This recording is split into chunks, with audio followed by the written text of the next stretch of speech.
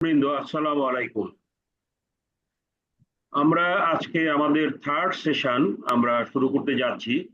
আজকের সেশনের মধ্যে আমাদের গত সেশনের অর্থাৎ মডিউল বি এর কিছু অংশ এবং মডিউল সি, এই দুটা মডিউল নিয়ে আমরা আজকে আলোচনা করব। আমি আগেই বলেছিলাম যে মডিউল বিটা একটা বড় মডিউল, যার মধ্য থেকে অনেকগুলো প্রশ্ন হয়, যে কারণে আমরা গত সেশনে আলোচনার পরেও মনে করেছি যে কিছু বিষয় অ্যাড্রেস করা দরকার। সেই বিষয়গুলো আজকে অ্যাড্রেস করার পরে আমরা মডিউল সিতে যাব, এবং আমরা আশা করি যে আজকের পরে আর তিনটা সেশনে আমরা মডিউলগুলো শেষ করে এবং আগামী মাসের ফোর্থ সেশনে আমরা সম্ভাব্য প্রশ্ন এবং তার উত্তর এবং আপনাদের প্রশ্ন উত্তর নিয়ে আমরা আশা করি আমাদের সেশনগুলো শেষ করতে পারবো।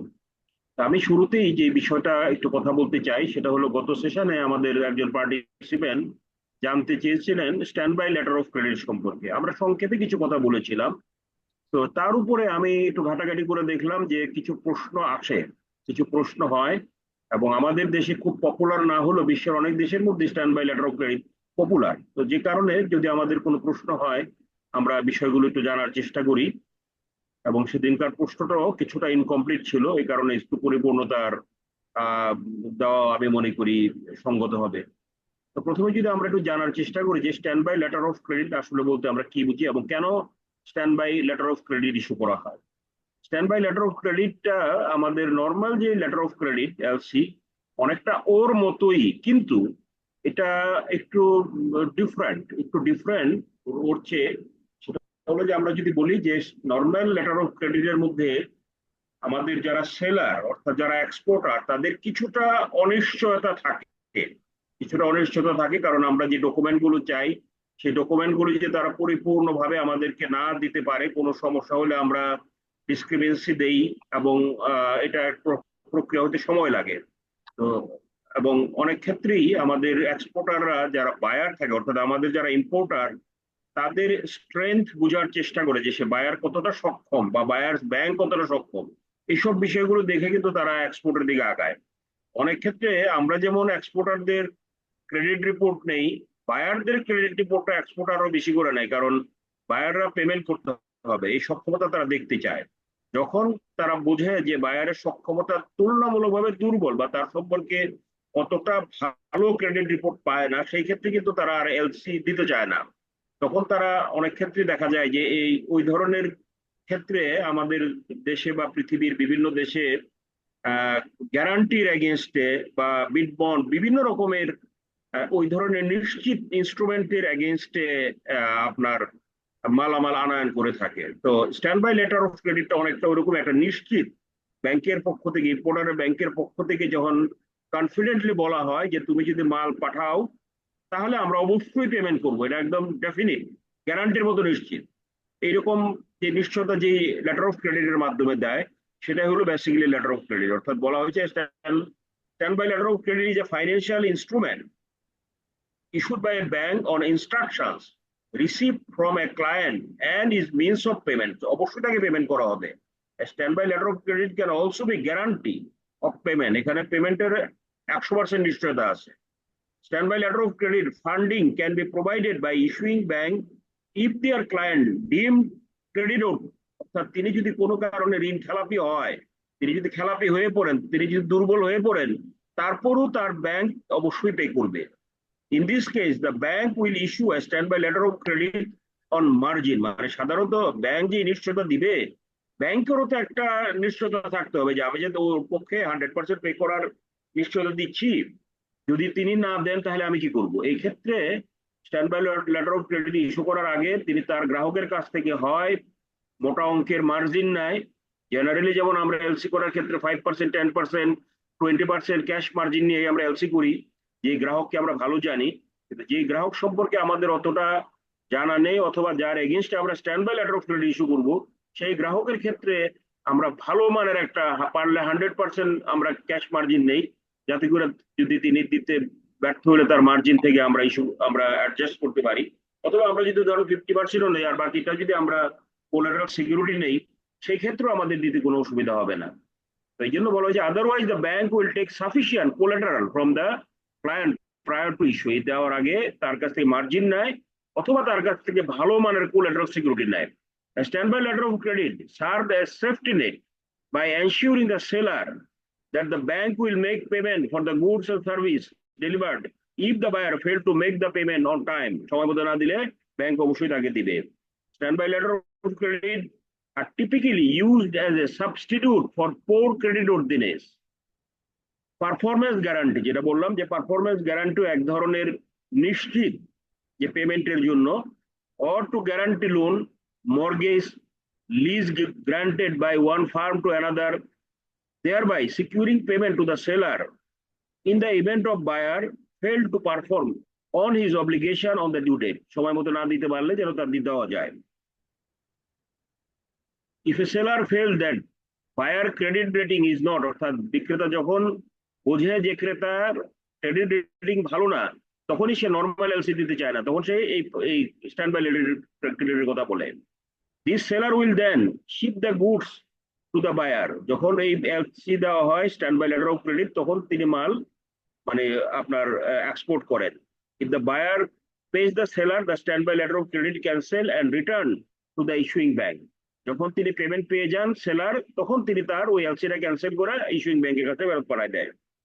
If the buyer fail to pay, যদি বায়ার যদি টাকা না দিতে চায়, দিতে ফেল করে, তখন তার ব্যাংক সেটা করে। The issuing bank will pay the seller and claim the same from the buyer. তখন তিনি টাকাটা দেয় এবং তার বায়ারের কাছে সে ক্লেম করে।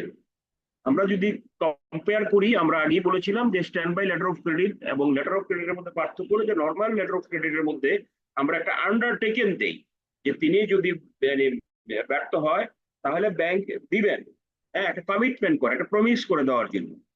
আর স্ট্যান্ড বাই লেটারের ক্ষেত্রে যেটা বলা হয় যে তাকে একদম 100% নিশ্চিত একটা ব্যাকআপ প্ল্যান থাকে যে তিনি অবশ্যই এটা পাবেন। তো যেহেতু দুইটাই লেটার অফ ক্রেডিট, দুইটার মধ্যে যথেষ্ট মিলও আছে, কিছু কিছু ক্ষেত্রে ইট ইজ মোর গ্যারান্টেড, এটা আমরা বলতে পারি যে নর্মাল অফ মানে লেটার অফ ক্রেডিট থেকে মোর গ্যারান্টেড হলো মানে stand by letter of credit. যে যে এলসির মধ্যে আমরা বলি before issuing an LC, the bank check the buyer's financial background to make sure they can pay. আমরা যদি দেখি যে সে আর্থিকভাবে সচ্ছল, তাহলে তার পক্ষে আমরা কিন্তু এলসি খুলি। কিন্তু স্ট্যান্ড বাই লেটার অফ ক্রেডিটের ক্ষেত্রে আমরা তাকে সিকিউরিটির, তার কাছ থেকে আগে সিকিউরিটি নেই অথবা মোটা অঙ্কের মার্জিন নেই, নেওয়ার পরে তারপরে আমরা তার এলসি খুলি। এলসির ক্ষেত্রে আমরা বলি it is used as the main way to make payment in transaction. Its primary method for paying for goods or services. Generally LC maximum ক্ষেত্রে আমরা এলসি ওপেন করি, কারণ আমরা অতটা কঠিন আন্ডারটেকিং দিতে চাই না ইয়াকে, হ্যাঁ, এবং সারা পৃথিবীতে এই জন্য সবচেয়ে বেশি ইস্যু হয় হলো এলসি। আর ভেরি স্পেশাল কেসে আমরা বলি যে stand by letter of credit issue হয়। আমাদের আরেকটা বিষয় হলো মাস্টার এলসি এবং ব্যাক টু ব্যাক এলসি। সেজন্য আমরা ব্যাক টু ব্যাক এলসি প্রশ্নপত্রের জন্য বলেছিলেন। ব্যাক টু ব্যাক এলসি এবং মাস্টার এলসি দুইটা জিনিস আসে। মাস্টার এলসি হলো নর্মালি যখন আমরা কোনো এলসি শুধুমাত্র ইম্পোর্টের জন্য যখন কোনো এলসি আমরা ওপেন করি, সেই এলসিটা হলো মানে আপনার মাস্টার এলসি। আর ব্যাক টু ব্যাক আমরা সেদিন বলেছিলাম যে যদি কোনো এক্সপোর্ট এলসি কে লিয়েন্ড রেখে কোনো ইম্পোর্ট এলসি আমরা ওপেন করি, সেই এলসিটাকে আমরা বলি ব্যাক টু ব্যাক এলসি, অর্থাৎ একটা এলসির প্রেক্ষাপটে আরেকটা এলসি ওপেন করা। আর মাস্টার এলসিটা হলো ওয়ান ওয়ে, এটার কোনো ব্যাক মানে এগেনস্টে আর অন্য কোনো এলসি থাকে না। তারপরে হচ্ছে আপনার ট্রান্সফারেবল লেটার অফ ক্রেডিট। হ্যাঁ, transferable letter of credit, what is a transferable letter of credit এবং এটা কিভাবে কাজ করে? ট্রান্সফারেবল নামটা থেকে আমরা বুঝতে পারি যে এলসি ট্রান্সফার করা যায়, অর্থাৎ আমরা যখন ধরেন কোনো একজন এক্সপোর্টারের কাছে একটা এলসি প্রেরণ করি, তো সেই ক্ষেত্রে যিনি এক্সপোর্টার তার নিজের হয়তো অতটা সক্ষমতা নাও থাকতে পারে যে মালটা আমাদেরকে প্রডিউস করে ডিউ টাইমে তিনি পাঠাবেন। তো সেই ক্ষেত্রে আমরা নর্মাল যে এলসি দেই সে মানে নট ট্রান্সফারেবল এলসি যদি হয়, সেটা অবশ্যই তিনি তার দায়িত্বে তিনি প্রডিউস করবেন এবং দিবেন। আর ট্রান্সফারেবল যদি হয় তাহলে তাকে এই ক্ষমতা দেওয়া হয়, তিনি চাইলেও এলসিটা পুরাপুরি অথবা পার্টলি অন্য আরেকজনের নামে তিনি ট্রান্সফার করতে পারবেন, যিনি কাজটা করে তারপরে মালটা পাঠাবেন। অর্থাৎ সেই ক্ষেত্রে পার্শিয়াল অর ফুল ট্রান্সফার অন্য কারো নামে করা যায় ট্রান্সফারেবল এলসি হলে, এই অথরিটি তাকে দেওয়া হয়। এটার ক্ষেত্রে সুবিধা হলো ইম্পোর্টারের যদি সময়ের খুব তাড়া থাকে যে নির্দিষ্ট বা অল্প সময়ের মধ্যে তিনি মাল পেতে চান, সেক্ষেত্রে অধিকাংশ ক্ষেত্রে এক্সপোর্টাররা এককভাবে সেটা করতে পারে না। যদি আমরা ট্রান্সফারেবল লেটার অফ ক্রেডিট দেই তাহলে তিনি একাধিক ব্যক্তিকে সেটা ট্রান্সফার করতে পারেন এবং কাজটা দ্রুত করে আমাদের কাছে পাঠাইতে পারেন। This instrument empower the seller or exporter to direct the bank to pay or transfer fund to the third party। সেই ক্ষেত্রে এই ব্যাংকে অবশ্যই তিনি যার নামে ট্রান্সফার করবেন ওই ব্যক্তিকে বা ওই প্রতিষ্ঠানকেই এই আমাদের ইস্যুইং ব্যাংক বা ইম্পোর্টার্স ব্যাংক পেমেন্ট করবেন, এই অথরিটিও তার থাকে।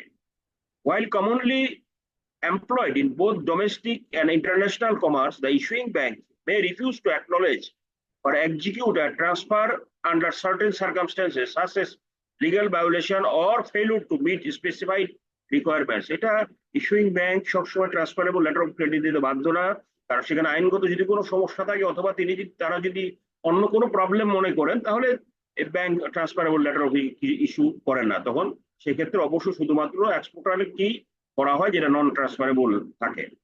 The primary purpose of a transferable letter of credit is to facilitate the transfer of payment right from the original beneficiary to another party they owe। অর্থাৎ আমরা যেটা বললাম যে মূল যার নামে আমরা এলসি দিচ্ছি তাকে ছাড়া অন্য কাউকেও যাতে পেমেন্ট করা যায় এই সুযোগটুকু ট্রান্সফারেবল লেটার অফ ক্রেডিটের মধ্যে থাকে, কিন্তু ইন জেনারেল লেটার অফ ক্রেডিটের মধ্যে ওই সুযোগটুকু থাকে না, একজনের নামে আমরা পেমেন্টটা এখান থেকে করি। Key player in this arrangement alongside the bank include the applicant। সেই ক্ষেত্রে নর্মালি যেমন আমাদের সাথে শুধু সেলার থাকে পার্টি, এর সাথে ফার্স্ট বেনিফিশিয়ারির সাথে সাথে সেকেন্ড বেনিফিশিয়ারি অন্য আরেকজনও এখানে আমাদের পার্টি হতে পারে। কিভাবে একটা ট্রান্সফারেবল লেটার অফ ক্রেডিট কাজ করে বলা হয়, transferable letter of credit work by allowing the first beneficiary to transfer the credit. আমরা প্রথম বেনিফিশিয়ারিকে এই ক্ষমতা দেই তিনি দ্বিতীয় বেনিফিশিয়ারির নামে সেই এলসিটা ট্রান্সফার করে দিবেন। তাহলে initial issuance, the transferable letter of credit is initially issued in favor of the first beneficiary। প্রথম আমরা লেটার অফ ক্রেডিট পাঠাই প্রথম বেনিফিশিয়ারির নামে, and then প্রথম বেনিফিশিয়ারি সেকেন্ড বেনিফিশিয়ারির নামে সেটাকে ট্রান্সফার করেন। Transfer to secondary beneficiary and payment assurance, এবং এই ক্ষেত্রে আমরা পেমেন্ট নিশ্চয়তা দেই যে যার নামে ওই প্রথম বেনিফিশিয়ারি ট্রান্সফার করবে তাকে আমরা অবশ্যই পেমেন্ট করব। International trade use, transferable letter of credit are often used in international trade transactions to facilitate the payment process and provide confidence to the parties involved। অর্থাৎ এই ক্ষেত্রে যতগুলো পার্টি ইনভলভ থাকে প্রত্যেকেরই তারা যাতে তাদের পেমেন্ট পায় এই নিশ্চয়তা দেওয়া হয়। আমাদের আরেকটা লেটার অফ ক্রেডিটের ধরন হলো confirm letter of credit and revolving letter of credit. Confirm নামটা থেকে আমরা বুঝতে পারি যে লেটার অফ ক্রেডিটটা ডেফিনেটলি এটা কনফার্ম করা থাকে যে যদি তারা ডকুমেন্ট পাঠায় অবশ্যই তাদেরকে পেমেন্ট করা হবে, এই ধরনের লেটার অফ ক্রেডিটকে কনফার্ম বলে। যে financial instrument used in international trade to provide security and assurance to both the exporter and importer. It act as a guarantee of payment. এক্সপোর্টারের জন্য নিশ্চয়তা হলো যে তারা অবশ্যই পেমেন্ট পাবে, আর ইম্পোর্টারের জন্য নিশ্চয়তা হলো যে তাকে অবশ্যই তিনি মাল পাবেন। Revolving letter of credit, revolving letter of credit আমরা সেজন্য একটু ধারণা দিয়েছিলাম যে একটা এলসি খোলা হয়, যে এলসিটার এগেইনস্টে অনেকগুলো এলসি কাজ করতে থাকে, মানে পুনঃভাবে কাজ করে। Letter of credit that continually replenished as it's drawn by the beneficiary। অর্থাৎ আমরা একটা এলসি দেই এবং তার এগেইনস্টে অনেকগুলো মানে অনেকবার মাল আসে, একটা এলসি এখানে শেষ হয়ে যায় না, এটা কন্টিনিউয়াসলি চলতে থাকে। It is normally used when an importer and exporter have an ongoing supply arrangement under which the exporter makes regular shipment for which the importer must make regular payment। অর্থাৎ ওই দিক থেকে রেগুলার মাল পাঠাবে, এখান থেকে রেগুলার পেমেন্ট হবে। অর্থাৎ তাদের দুজনেরই ওই সক্ষমতা আছে যে আমাদের ইম্পোর্টারের মাল নিয়মিত মাল দরকার আর এক্সপোর্টার রেগুলার মাল উৎপাদন করতে পারে, এই ধরনের ক্ষেত্রে এই ধরনের রিভলভিং এলসি ওপেন করা হয়। এবার হলো আমরা আমাদের মডিউল সি তে যদি আমরা যাই, মডিউল সি তে ডিল করা হয় মেইনলি ডকুমেন্টস নিয়ে, ডকুমেন্ট ইন ট্রেড সার্ভিস। এর ভিতরে আমরা বলি যে different types of document used in trade service. Commercial ইনভয়েসের কথা বলা হয়, transport document, insurance document, bill of exchange, commercial document and financial documents and other documents. এগুলো হলো বেসিক্যালি মোটা দাগে যদি আমরা বলি আমরা ট্রেড ফাইন্যান্সের ভিতরে তিন ধরনের ডকুমেন্টস আমরা দেখি। একটা হলো কমার্শিয়াল এন্ড ফাইন্যান্স ডকুমেন্টস, একটা দেখি আপনার ট্রান্সপোর্ট ডকুমেন্ট, আর একটা দেখি আদার ডকুমেন্টস। মোটা দাগে হলো এটা। এগুলোর ভেতরে অন্যান্য ডকুমেন্টস গুলো ইনক্লুডেড। যেমন আমরা বলি what are the documents required for letter of credit. এলসির ভিতরে কি কি ডকুমেন্ট আমরা নর্মালি যদি এইভাবে প্রশ্ন করা হয় যে এলসির ভিতরে কোন কোন ডকুমেন্ট গুলো আমাদের লাগে, সেক্ষেত্রে আমরা বলি কমার্শিয়াল ইনভয়েসের কথা বলি, ইন্সপেকশন সার্টিফিকেটের কথা বলি, বিল অফ এক্সচেঞ্জের কথা বলি, bill of lading or shipping document, insurance certificate, certificate of origin, packing list. এছাড়াও আরো অনেক ডকুমেন্ট হতে পারে যদি ইস্যুইং ব্যাংক সেগুলো চায়, বিশেষ কিছু ক্ষেত্রে হতে পারে। But these are main document যেগুলো আমাদের এলসির ক্ষেত্রে অবশ্যই লাগে।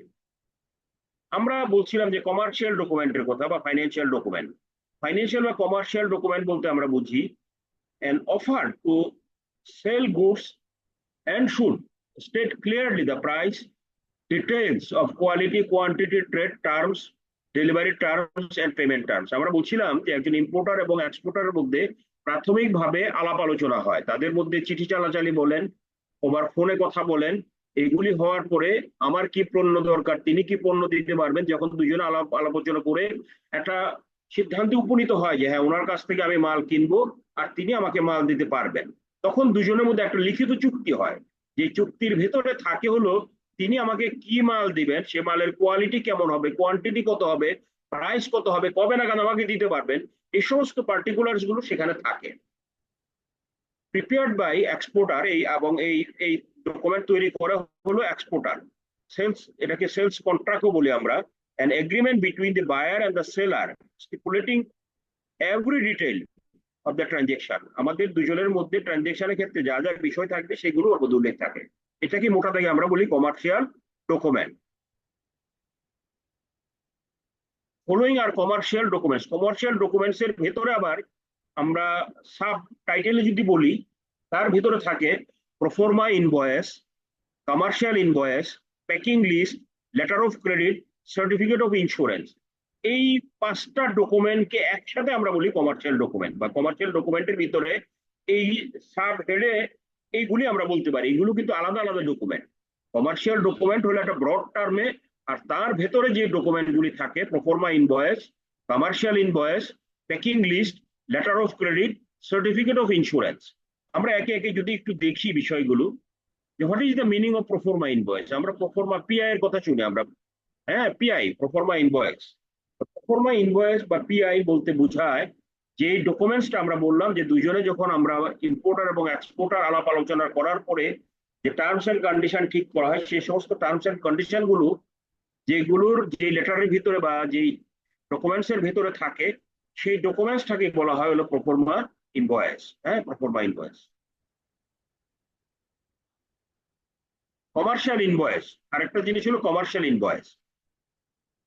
Commercial invoice in international trade, a commercial invoice is very important document since it is the official bill of sales and document based on which the importer pays the exporter। মানে যখন কোনো মাল export করা হয়, after export তারপরে তারা একটা invoice দেয়, হ্যাঁ একটা ইনভয়েস দেয়, কমার্শিয়াল ইনভয়েস দেয়। কমার্শিয়াল ইনভয়েসের ভেতরে বিস্তারিত অনেক কিছু থাকে। এর ভিতরে থাকে it is issued by the seller or exporter and should be on the beneficiaries exporters letterhead। তিনি তার ফার্মের নামে যে লেটার হেড, ওই লেটার হেডের মাধ্যমে তিনি তার পক্ষ থেকে এটা ইস্যু করে। Match the beneficiary information on the LC, অর্থাৎ আমাদের এলসির ভেতরে যে ইনফরমেশন গুলো চাওয়া হয় ওইটাকে ঠিক রেখে তিনি তার বিবরণগুলো ওর মধ্যে উল্লেখ করে। কমার্শিয়াল ইনভয়েস ইনক্লুড, এর ভিতরে কি থাকে, ডেসক্রিপশন অফ মার্কেন্টাইজ, তিনি যে মালগুলি পাঠাচ্ছেন এর, এবং তার যে কোড, ইন্টারন্যাশনাল যে এইচআর কোড আছে, হ্যাঁ এই সেই কোডগুলো আপনার দেওয়া হয়। তার মধ্যে থাকে price, terms and name of address of buyer and seller, ওর মধ্যে কার নামে দিচ্ছে, কে পাঠাচ্ছে, এসএস কোড থাকে, তারপরে হলো আপনার প্রাইস থাকে, এই সমস্ত বিস্তারিত বিবরণগুলো এই কমার্শিয়াল ইনভয়েসের ভিতরে থাকে। The buyer and seller information must correspond exactly to the description in the letter of credit. আমাদের এলসিতে যে নাম যেভাবে আছে, যে অ্যাড্রেস যেভাবে আছে, এক্স্যাক্টলি ওইভাবেই ইনভয়েসের ভেতরে সেগুলো থাকতে হবে। This is also document that is issued for custom clearance and payment of duties. এগুলো কাজে লাগে ইম্পোর্টারের কাছে। যখন ইম্পোর্টার যখন পোর্ট থেকে মাল ছাড়াইতে যাবে তখন অবশ্যই তাকে এই কমার্শিয়াল ইনভয়েস শো করতে হবে, এবং ওখানে যদি কোনো রকমের পার্থক্য হয় তাহলে কিন্তু তিনি মাল ছাড়াইতে পারবেন না। It should have the correct currency designation and made out the same currency as the letter of credit. এলসিতে আমরা যেই মুদ্রা যে পরিমাণে উল্লেখ করেছি এখানেও ঠিক তাই থাকতে হবে, এখানে কোনো ডিফার করা যাবে না। as per LC rules UCP 600, হ্যাঁ আমাদের বর্তমানকার আমরা এলসি গুলি করি মেইনলি UCP 600 এর আর্টিকেল 18তে কমার্শিয়াল ইনভয়েস সম্পর্কে বলা হয়েছে। এখানে বলা হয়েছে need not be sign anymore. সেখানে বলা হয়েছে যে কমার্শিয়াল মানে ইনভয়েসের ভিতরে আর নতুন করে সই করার দরকার নেই। How is proforma invoice different from a commercial invoice? আমরা যে প্রোফর্মা ইনভয়েসের কথা বললাম, এই প্রোফর্মা ইনভয়েস এবং কমার্শিয়াল ইনভয়েস এই দুইটার মধ্যে বেসিক্যালি পার্থক্য। বেসিক্যালি পার্থক্য হলো প্রোফর্মা ইনভয়েস ইস্যু করা হয় মাল এক্সপোর্ট করার আগেই। যখন কন্ট্রাক্ট হয়, কন্ট্রাক্টটা আমরা কি টার্মস এন্ড কন্ডিশনে করলাম, এই যে কন্ট্রাক্টটা উনি পাঠাইলেন, উনি সই করে টার্মস এন্ড কন্ডিশন গুলি দিয়ে আমি অ্যাকসেপ্ট করলাম, then it became a proforma invoice. আর কমার্শিয়াল ইনভয়েস হলো আফটার এক্সপোর্টিং দ্য গুডস, মাল পাঠানোর পরে তিনি যে কি মাল পাঠাইলেন দেন ওইগুলো ওখানে উল্লেখ করা থাকে। সো একটা হলো বিফোর এক্সপোর্ট আর একটা হলো আফটার এক্সপোর্ট। হ্যাঁ, একটা হলো বেসিক্যালি কন্ট্রাক্ট আর একটা হলো মালের বিবরণ মাল পাঠানোর পরে থাকে। দিস আর দ্য ডিফারেন্স আপনার প্রোফর্মা ইনভয়েস এবং কমার্শিয়াল ইনভয়েস। তারপরে আরেকটা জিনিস গুরুত্বপূর্ণ ডকুমেন্টস এর নাম হলো বিল অফ এক্সচেঞ্জ। আপনারা জানেন যে বিল অফ এক্সচেঞ্জ একটা negotiable instrument. Bill of exchange মানে হলো যে সেলারের পক্ষ থেকে বায়ারের উপরে তিনি যে পাওনা আছেন এই পাওনা পরিশোধের নিমিত্তে যেই ডকুমেন্টসটা ইস্যু করা হয় সেই ডকুমেন্টসটা হলো বিল of exchange. Bill of exchange generally এটা লোকালও হতে পারে, ইন্টারন্যাশনাল হতে পারে, তবে আমাদের লোকাল ক্ষেত্রে সাধারণত আমরা বিল অফ এক্সচেঞ্জের ব্যবহারটা কম দেখি। এই বিল অফ এক্সচেঞ্জ মূলত এটা থাকে হলো আমাদের ইম্পোর্ট এক্সপোর্টের ক্ষেত্রে। এক্সপোর্টার কর্তৃক ইম্পোর্টের উপরে তিনি যে বিলটা পাবেন তা ইস্যু করা হয়, এটাকে বলা হয় হলো বিল অফ এক্সচেঞ্জ। তারপরে থাকে হলো the inspection certificate. Inspection certificate হলো যে আমরা সেদিনও একজনে প্রশ্ন করেছিলেন যে মালগুলি যে মাল আমি চাচ্ছি এই মাল না পাঠায় অন্য কোনো মাল যদি পাঠায় তাহলে আমরা কিভাবে নিশ্চিত হবো? আমাদের নিশ্চিত হওয়ার জন্য আমরা কোনো আন্তর্জাতিক যাদের সুনাম আছে এরকম কোন অর্গানাইজেশনকে দিয়ে আমাদের এই মালগুলো এই আপনার শিপিং এর আগেই, শিপমেন্টের আগে এগুলোকে ইন্সপেকশন করা হয়। এগুলো ইন্সপেকশন করার আইওইউ স্যার, আইওইউ বলতে কি বোঝায়? কোথায় দেখলেন? Essentially formal written IOU, LOU, letter of understanding. Letter of understanding, letter of understanding আর এলসি একই জিনিস, দুইটা সেম জিনিসই। হ্যাঁ, এটাকে ওই যে বলছিলাম এলসি কে বিভিন্ন নামে বলা হয়। এর মধ্যে LOU একটা টার্ম, লেটার অফ ক্রেডিটের, ওটাকে ডিসিও বলে, ডকুমেন্টারি ক্রেডিট বলে, এলসি বলে, LOU বলে, এর বিভিন্ন নামে ব্যবহার করে এক এক জায়গায় এক এক জায়গায়। তাহলে ইন্সপেকশন সার্টিফিকেটটা আমরা বললাম যে ইন্সপেকশন সার্টিফিকেট হলো আমরা নিশ্চিত হওয়ার জন্য যে আমরা যে মালগুলো চেয়েছি এবং যে পরিমাণে চেয়েছি এটা তারা দিচ্ছে কিনা। ওই প্যাকিং করার আগেই এইটা ইন্সপেকশন করার পরে প্যাকিং করা হয়, এন্ড দ্যাট প্যাকিং লিস্টের ভিতরে সেই জিনিসগুলো আছে। হ্যাঁ, তাতে করে আমরা নিশ্চিত হতে পারি যে ওই মালগুলো আসবে। ইন্স্যুরেন্স পলিসি ডকুমেন্ট, আপনারা জানেন ইন্টারন্যাশনাল ট্রেডের ক্ষেত্রে ইন্স্যুরেন্স ইজ মাস্ট, এটা অবশ্যই লাগবে। তার কারণ হলো আল্লাহ না করুক কোনো কারণে যদি কোনো দুর্ঘটনা ঘটে, ধরেন জাহাজের মধ্যে আগুন ধরে গেল, জাহাজটা ডুবে যেতে পারে, জাহাজটা দলদস্যুদের কবরে পড়তে পারে, এরকম নানা ধরনের ঘটনা আমরা নিয়মিত ভাবে দেখি। আমাদের এই জাহাজ জলদস্যুদের কবলে পড়েছে, আমাদের এই জাহাজ মাল আনতে যায় সাগরে ডুবে গেছে, জাহাজ আগুনে পড়ে যায়, তো সেই ক্ষেত্রে বড় ধরনের ক্ষতির সম্মুখীন হবেন আইদার ইম্পোর্টার অথবা এক্সপোর্টার অথবা বোথ। এই ক্ষেত্রে এই রিস্ককে মিনিমাইজ করার জন্য বাধ্যতামূলকভাবে ইন্স্যুরেন্স করা হয়, এবং ইন্স্যুরেন্সের ক্ষেত্রে সাধারণত যে সমস্ত ঘটনাগুলো মেইনলি ঘটে এগুলির কাভারেজ নেওয়া হয়, যাতে করে এই দুর্ঘটনা যদি ঘটে তাতে করে যাতে ক্ষতিপূরণ পাওয়া যায়, তাতে করে আশা করা যায় ইম্পোর্টার এবং এক্সপোর্টার তাদের রিস্কটাকে মিনিমাইজ করতে পারেন।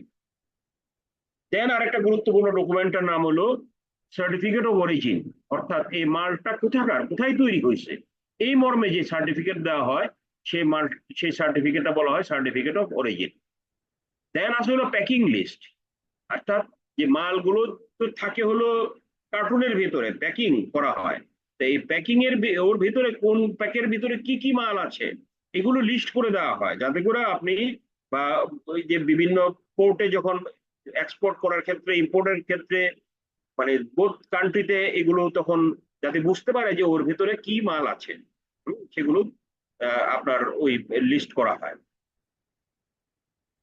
আর ট্রান্সপোর্ট ডকুমেন্ট বলতে আমরা ওখানে মোটা দাগে দেখেছিলাম কমার্শিয়াল ডকুমেন্টের কথা বলছিলাম, আমরা ট্রান্সপোর্ট ডকুমেন্টের কথা বলছিলাম। ট্রান্সপোর্ট ডকুমেন্ট মূলত বলা হয় যে যে কেরিয়ারে মাল আসে সেই কেরিয়ার কর্তৃক যে ডকুমেন্ট ইস্যু করা হয় সেই ডকুমেন্টটাকে বলা হয় হলো ট্রান্সপোর্ট ডকুমেন্ট। ওর ভেতরে থাকতে পারে আপনার শিপিং ডকুমেন্ট হতে পারে, শিপে যদি মাল আসে, এয়ারলাইনে মাল আসতে পারে, ট্রাকে মাল আসতে পারে, রেলে মাল আসতে পারে। তাহলে আমাদের এই মোটা দাগে চারটা পথে মাল আসে, এক হলো হয় পানি পথে, স্থলভাগে, ট্রেনে অথবা ইয়ারে, এই চার ধরনের ওয়েতে মাল আদান প্রদান হয়। এই কারণে এই চারটা ডকুমেন্টই আমরা হতে পারি, চারটা ডকুমেন্টকে একত্রে বলা হয় হলো আপনার transport document. They come in various form and each serve several but necessary all of it, সবগুলোই আমরা এক কথায় বলি। What should be the content in transport document? Transport ডকুমেন্টের কন্টেন্ট কি থাকবে, ওর ভিতরে কি থাকে কন্টেন্ট, মানে ট্রান্সপোর্ট ডকুমেন্টের ভিতরে বলা হয় যে ট্রান্সপোর্ট ডকুমেন্টের ভিতরে থাকে হলো it contains detail information on the goods, যে মাল পাঠানো হচ্ছে ওই ডকুমেন্টের ভিতরে তার বিস্তারিত কি মাল পাঠাচ্ছে, তারপরে কি পরিমাণে পাঠাচ্ছে, the boat and the part of destination, কোন জাহাজে করে মালটা আসতেছে, কোন পোর্টে সেটা যাবে, কোন পোর্ট থেকে আসতেছে, এই বিস্তারিত জিনিসগুলো ওর মধ্যে থাকে। It is a document of title of the goods that gives right to their ownership, সেখানে যার নামে মাল যাচ্ছে তিনি ওই ডকুমেন্টের মাধ্যমে ওই মালের মালিকানা লাভ করেন। এই ট্রান্সপোর্ট ডকুমেন্টের মাধ্যমে যিনি ক্রেতা তিনি এই মালের মালিকানা থাকে, তার নামে উল্লেখ করা থাকে ওটা। The carrier commit to delivering the goods to the person who hold the bill of lading and who will come and get the goods, অর্থাৎ যার নামে বিল অফ লেডিং, ওটা আরেকটা ডকুমেন্ট আমরা এখনই বলবো যে বিল অফ লেডিং যার নামে থাকবে ট্রান্সপোর্ট ডকুমেন্টে সেটা উল্লেখ করা হয়, তার মাধ্যমে যিনি যার নাম সেখানে থাকবে অর্থাৎ বায়ার, তিনি এই মালটা যাতে পোর্ট থেকে ছাড়াইতে পারেন, তার তিনি যাতে মালিকানা লাভ করেন, সেই প্রক্রিয়াটা এর মধ্যে থাকে। What are the salient feature of the bill of lading? যে bill of lading এর কথা আমরা বললাম, এই bill of ladingটা কি?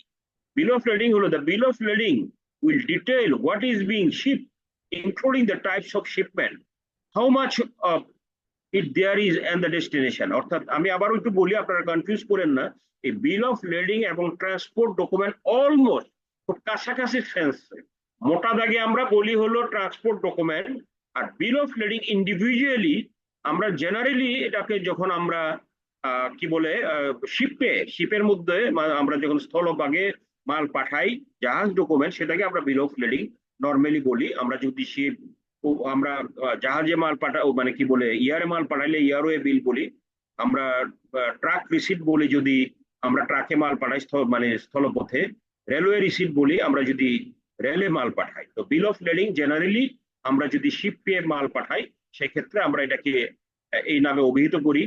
It will sometime also mention the condition of the shipment, আমরা এর মধ্যে শিপমেন্টের বিভিন্ন প্রক্রিয়া থাকে সেগুলো এর মধ্যে উল্লেখ করা থাকে, বিভিন্ন রকমের টার্মস হতে পারে শিপমেন্টের, সেগুলো আমরা আবার একটু পরে দেখবো যে শিপমেন্ট বিভিন্ন রকমের টার্মসে শিপমেন্ট হতে পারে। Note that the bill of lading is not an actual contract in itself, just documentation that provide evidence of one, অর্থাৎ এটা মূলত কোনো কন্ট্রাক্ট না, বাট এটা মালের মালিকানা লাভের একটা এভিডেন্স, সাক্ষ্য হিসেবে এটা কাজ করে। What are the main requirement of a bill of lading in relation to UCP 600? UCP 600 অনুযায়ী বিল অফ লেডিং এর মধ্যে কি থাকে? For instance UP 600 article 20, article 20 এর ভিতরে বিল অফ লেডিং সম্পর্কে বলা হয়েছে, outline that bill of lading must bear the carrier's name, ওটার ভিতরে অবশ্যই থাকবে কোন কোন সংস্থা মালটা পরিবহন করতেছে, কোন মানে আপনার এই যে শিপ এটা ক্যারি করতেছে, and be sign by the carrier, অর্থাৎ এই ক্যারিয়ারের যিনি অথরাইজড পার্সন তিনি বিল অফ লেডিং এর মধ্যে স্বাক্ষর করবেন, তার স্বাক্ষর থাকবে, অথবা তার এজেন্ট দ্য শিপার্স ক্যাপ্টেন, অথবা শিপার মানে জাহাজের যিনি ক্যাপ্টেন থাকবেন, অর দ্য ক্যাপ্টেন্স এজেন্ট, অথবা ক্যাপ্টেনের এজেন্ট সেখানে স্বাক্ষর করবেন।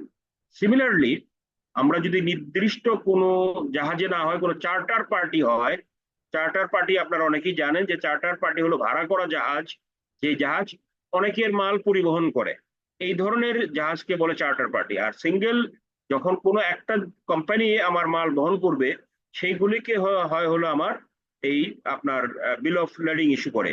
আর চার্টার পার্টি যখন বিল অফ লেডিং করে, সেখানে রিকোয়ারমেন্ট হলো স্টিপুলেটেড বাই ইউসিবি 600, সেখানেও এই সংক্রান্ত বলা হয়েছে।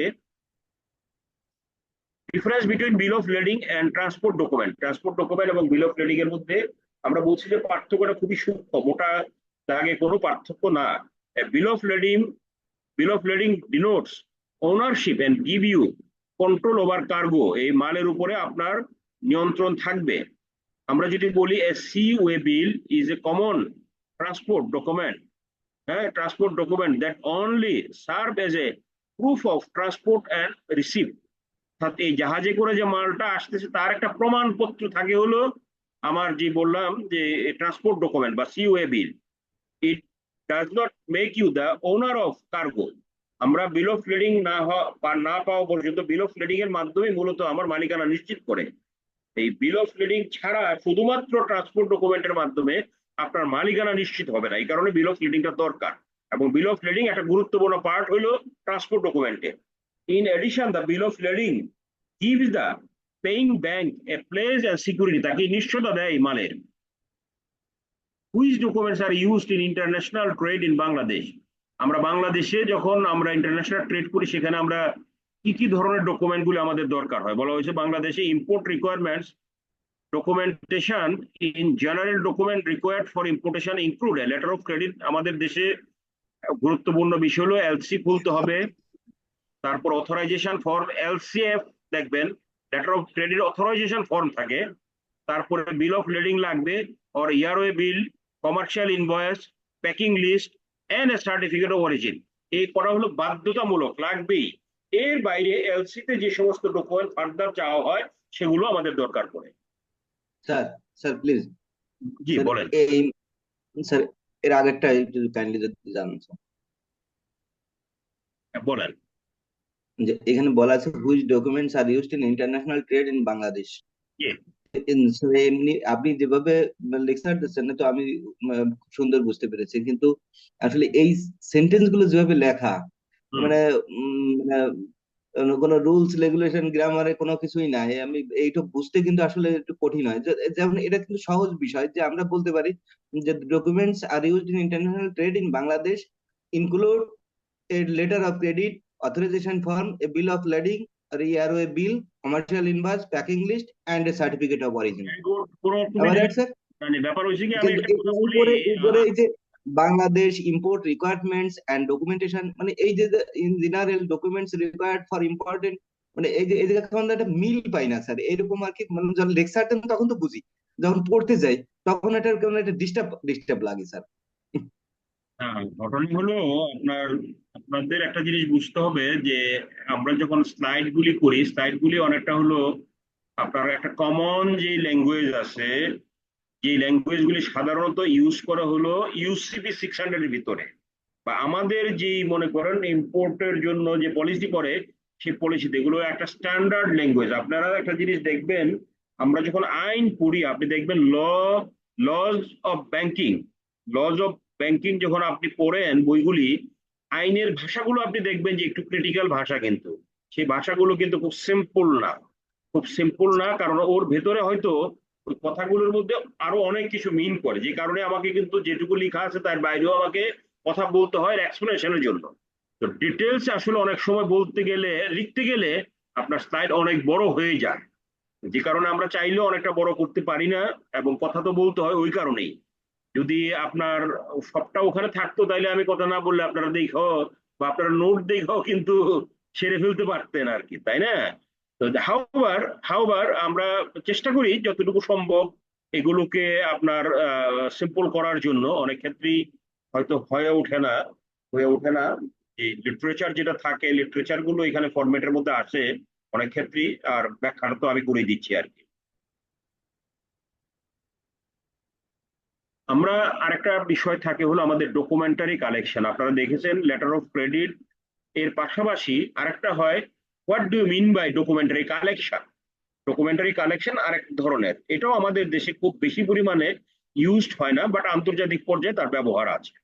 বলা হচ্ছে documentary collection is method of trade finance in which an exporter's bank forward documents to an importer's bank and collect payment for ship goods।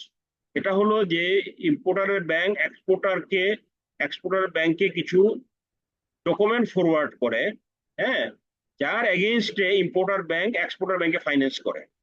Documentary collection is less common, এটা এলসির মতো অতটা ব্যাপকভাবে ব্যবহৃত হয় না, অথবা আপনার অ্যাডভান্স ক্যাশ পেমেন্ট যেমন ওটাও তুলনামূলকভাবে এর চেয়ে বেশি ইউজ হয়, particularly in countries with weak enforcement of contract. যে সমস্ত দেশে আপনার খুবই দুর্বল পেমেন্টের ক্ষেত্রে, সেই সমস্ত জায়গাতে আপনার এই ডকুমেন্টারি কালেকশন ব্যবহারটা খুবই কম হয়।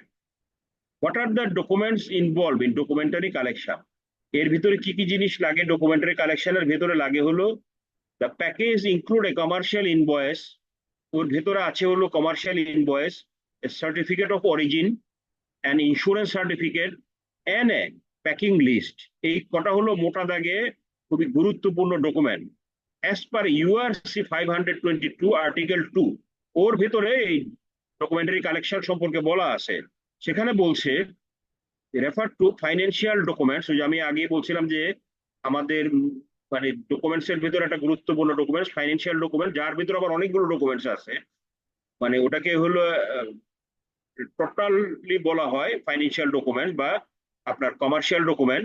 Financial documents accompanied by commercial documents not accompanied by financial documents, that is এখানে আমরা যে ফাইন্যান্সিয়াল ডকুমেন্টস গুলো এর ভেতরে ইনক্লুড থাকে, আদার এর বাইরে থাকে হলো যেটা আমরা বললাম সার্টিফিকেট অফ অরিজিন, তারপরে হলো আপনার ইন্স্যুরেন্স, এবং এগুলো কিন্তু সব করে আবার কমার্শিয়াল ডকুমেন্টসেরই পার্ট, এগুলি কমার্শিয়াল ডকুমেন্টসেরই পার্ট। আমাদের আরেকটা ইয়ের কথা আমরা বলছিলাম এলসি, আপনার transshipment in LC. LC transshipment বলতে আমরা কি বুঝি? আমরা এর আগে দেখছিলাম ট্রান্সফারেবল লেটার অফ ক্রেডিট, আরেকটা হলো যে ট্রান্সশিপমেন্ট ইন এলসি।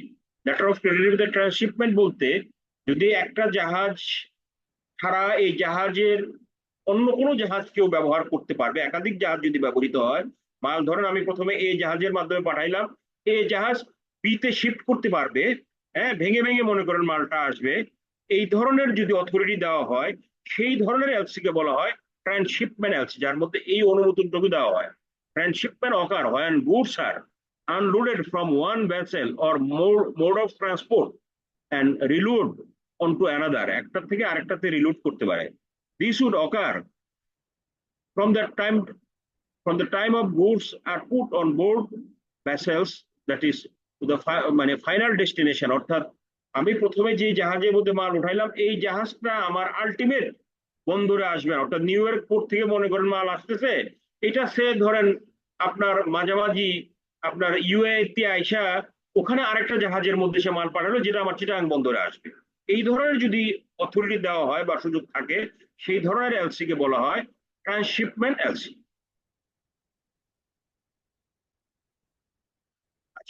আমাদের আরেকটা বিষয় হলো আমাদের আহ এটাই বরং আমরা একটু আগে বলি, what are discrepant and dispute in letter of credit transaction. একটা গুরুত্বপূর্ণ বিষয়, আপনারা জানেন যে আমরা বলেছিলাম যে এলসির প্রধান শর্ত হলো ইম্পোর্টার ব্যাংক যে সমস্ত শর্তগুলো এলসিতে চাওয়া হয় হুবহু সেই ধরনের শর্তগুলো যদি সেই শর্ত মেনে ডকুমেন্ট যদি তারা এক্সপোর্টার ইস্যুইং ব্যাংকে যদি পাঠায়, তাহলে ইস্যুইং ব্যাংক অবশ্যই পেমেন্ট করবে।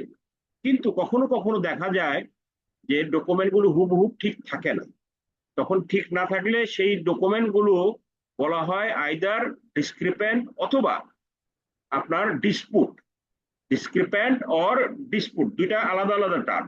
আমরা ডিসক্রিপেন্সি যদি থাকে তাহলে সেই ডকুমেন্টগুলো ইম্পোর্টার্স ব্যাংক বা ইম্পোর্টার অ্যাকসেপ্ট নাও করতে পারে, তিনি চাইলে সেগুলো কারেকশনের জন্য অথবা রিটার্নও করতে পারেন। তাহলে হোয়াট ইজ এ ডিসক্রিপেন্ট ডকুমেন্ট? ডিসক্রিপেন্ট বলতে আমরা কি বুঝি? Discrepancy is any deviation or inconsistency, হ্যাঁ, আপনার বিটুইন দ্য ডকুমেন্টস, অর্থাৎ আমরা যে ডকুমেন্ট গুলো চেয়েছিলাম, যেই রকম চেয়েছিলাম হুবহুব ওই রকম না হয়ে যদি তার কোনো ব্যত্যয় থাকে ওর মধ্যে, তার যদি কোনো ব্যত্যয় থাকে, মনে করেন যত তারিখে এটা এক্সপোর্ট করার কথা ছিল, শিপমেন্ট হওয়ার কথা ছিল, যেই পরিমাণে যে ব্র্যান্ডের হুবহুব ওইরকম না হয়ে যদি কিছুটা ডিফার করে যায়, হ্যাঁ, এই ধরনের যদি কোনো ব্যত্যয় হয়, সেটাকে আমরা বলি ডিসক্রিপেন্ট ডকুমেন্ট, বা ডকুমেন্ট মধ্যে ডিসক্রিপেন্সি আছে। ফর এক্সাম্পল, আমরা একটা এক্সাম্পল দিলে, discrepancy can ochre if the invoice amount is differ. যে বললাম আমার মালের মূল্য হওয়ার কথা ছিল $50,000, কিন্তু দেখা গেল তিনি যে পরিমাণে মাল পাঠাইছেন, হওয়ার পরিমাণ হয়তো কিছু কম হওয়ার কারণে ওটা $45,000 হইলো, অথবা $51,000 হইলো, অথবা অন্য কোনো কারণে মালের পরিমাণ ঠিকই থাকলো কিন্তু আপনার প্রাইস কম বেশি হয়ে গেল। এটাও এক ধরনের ডিসক্রিপেন্সি। আর ডিসপুট বলতে আমরা বুঝি, ডিসপুটটা হলো কিন্তু ত্রুটিপূর্ণ, এখানে ওখানে হলো কিছু বিচ্যুতি। ডিসক্রিপেন্সি হলো বিচ্যুতি, আর ডিসপুট হলো মানে এটা ডিফেক্ট থাকে। যদি is any disagreement or conflict between the buyer and the seller over the performance or quality of the goods service or the আপনার interpretation of LC terms and condition, অর্থাৎ আমি যেরকম বলেছিলাম তার সাথে এটা কন্ট্রাডিক্ট করে, হ্যাঁ, এটা মিলে না, ওইরকম যদি হয়, তাহলে সেটাকে বলা হলো ডিসপুট। যদি আমরা এক্সাম্পল এখানে বলি, dispute can arise if the buyer claim that the goods are defective, damaged, or not as ordered, or if the seller claim that the buyer has breached the LC contract, অর্থাৎ either side থেকে সেটা হতে পারে। যদি এমন হয় যে seller মনে করলো ইম্পোর্টার যা বলেছিল এখন তিনি ভিন্ন রকমের কিছু চাচ্ছেন, অথবা ইম্পোর্টার দেখলো তিনি আমাকে যে মাল দেওয়ার কথা ছিল এক্স্যাক্টলি সেই রকম মাল না হয়ে অন্য কোনো মাল তিনি দিচ্ছেন, এই ডকুমেন্টের ভিতরে সেরকম উল্লেখ আছে, আমি যা চেয়েছিলাম তা না, তিনি ডিফারেন্ট টাইপের মাল আমাকে দিতে চান, তাহলে এই ধরনের ডকুমেন্টকে আমরা বলি ডিসপুট ডকুমেন্ট। আমরা কমনলি জেনারেলি আমরা যখন এইগুলো দীর্ঘদিন থেকে হ্যান্ডেল করতেছি, সেখানে আমরা কি ধরনের ডিসক্রিপেন্সি পাই? আমাদের অভিজ্ঞতা কি বলে? আমাদের অভিজ্ঞতা বলে যে আমরা মোটা দাগে কয়েক ধরনের ডিসক্রিপেন্সি আমরা পাই। তার ভিতরে হয় লেট আপনার ইনভয়েসিং, ডুপ্লিকেট ইনভয়েস, অর্থাৎ ইনভয়েসটা যে তারিখের হওয়ার কথা তার থেকে লেট ডেটে হয়, অথবা ডুপ্লিকেট হয় calculation error on an invoice, ইনভয়েসের ভিতরে ক্যালকুলেশন করতে ভুল করেছে, হ্যাঁ, ক্যালকুলেশনে মিস্টেক হয়, including billing error on an invoice, সেখানে বিলের ক্ষেত্রে এই আপনার এরর হতে পারে, ভুল থাকতে পারে। টাইমশিট ডিসক্রিপেন্সি, সময়ের ক্ষেত্রে এটা হতে পারে। Incorrect or missing invoice information, আমার যেই মানে কোনো ইনফরমেশন ইনভয়েসের ভিতরে যা যা থাকার দরকার ছিল সেটা হয়তো পুরোপুরি নাই, কোনো ইনফরমেশন মিস হয়ে গেছে। তারপরে sending invoice to the wrong buyer, এই ইনভয়েস সঠিক ব্যক্তির নামে না হয়ে অন্য কোনো নাম চলে আসলো। এই ধরনের গুলো আমরা কমনলি দেখি যে আপনার ডিসক্রিপেন্ট গুলো হয়। What are the discrepancy of the bill of lading? Bill of lading এর ক্ষেত্রে কি ধরনের ডিসক্রিপেন্সি হয়? বিল অফ লেডিং বলতে আমরা এর আগেও বলছিলাম যে বিল অফ লেডিং হলো বেসিক্যালি ট্রান্সপোর্ট ডকুমেন্ট। সেখানে হয় common discrepancy in bill of lading faster capital, that is common discrepancies in bill of lading include incorrect incomplete information, সেই বিল অফ লেডিংটা ইনফরমেশন ইনকমপ্লিট থাকে, আমার যা দরকার ছিল তা নাই। মিস আইডেন্টিফিকেশন অফ গুডসের মানে আইডেন্টিফিকেশন প্রপারলি নাই, and discrepancies in the description of goods of their quantity, এখানে কোয়ান্টিটির ক্ষেত্রে ডিফারেন্ট হতে পারে। এগুলো আমরা বিল অফ লেডিং এর ক্ষেত্রে এই ধরনের ডিসক্রিপেন্সি দেখি। Discrepancies and dispute effect an LC transaction, কিভাবে এটাকে এফেক্ট করে? ডিসপুট বা ডিসক্রিপেন্সি থাকলে আমাদের এই এলসি কে কিভাবে, সেটা এলসি ট্রানজাকশনের ক্ষেত্রে পেমেন্টের ক্ষেত্রে কি প্রবলেম হতে পারে? প্রবলেমগুলি হয় ডিসক্রিপেন্সি এন্ড ডিসপুট দুইটাই can have negative consequence for both the buyer and the seller, এটা দুইজনের উপরে নেগেটিভ ইম্প্যাক্ট হতে পারে। ফর দ্য সেলার, বিক্রেতার ক্ষেত্রে কি হয়? Discrepancy can result in the issuing bank or the confirming bank reject or refusing to pay the documents or paying them only under reserve or with a deduction, হয় totally ignore করতে পারে যে আমি তোমাকে পেমেন্ট দিব না, তোমার document আমি গ্রহণ করব না, রিজেক্ট করে দিতে পারে। অথবা অধিকাংশ ক্ষেত্রে যে কাজটা করে ইম্পোর্টাররা, সেটা হলো যে তারা ডিডাকশন চায়, যে তুমি যে ভুল করেছো এই মাল তোমাকে আমি ফেরত দিয়ে দিতে পারি। তোমার এই $50,000 মাল ফেরত দিলে তো তোমার এই যে পুরো জাহাজ ভাড়াটা সবই তোমার যাবে। বেটার তুমি এক কাজ করো, তোমাকে আমি ওর উপরে 20% ডিডাক্ট করে দিলাম। তাহলে ওই যে 50,000 যদি হয়, $10,000 কম দিয়ে তোমাকে $40,000 আমি দিব। এতে করে মানে অনেক সময় দেখা যায় যে আপনার এক্সপোর্টার এগ্রি করে। এবং বাংলাদেশের ক্ষেত্রে আমরা এই অভিজ্ঞতা আমাদের প্রচুর আছে। আমাদের দেশ থেকে যে সমস্ত গার্মেন্টস টার্মেন্টস এগুলো যায়, আমরা বহু ক্ষেত্রে এই ধরনের সমস্যার মধ্যে পড়েছি, যে তারা ডিসক্রিপেন্ট ডকুমেন্ট বলে পরবর্তী সময় তারা ডিডাকশন চেয়েছে এবং তাদেরকে আমরা কম পেমেন্ট করেছি। Dispute can also lead to the buyer, এটা বায়ারকেও এফেক্ট করতে পারে। কিভাবে?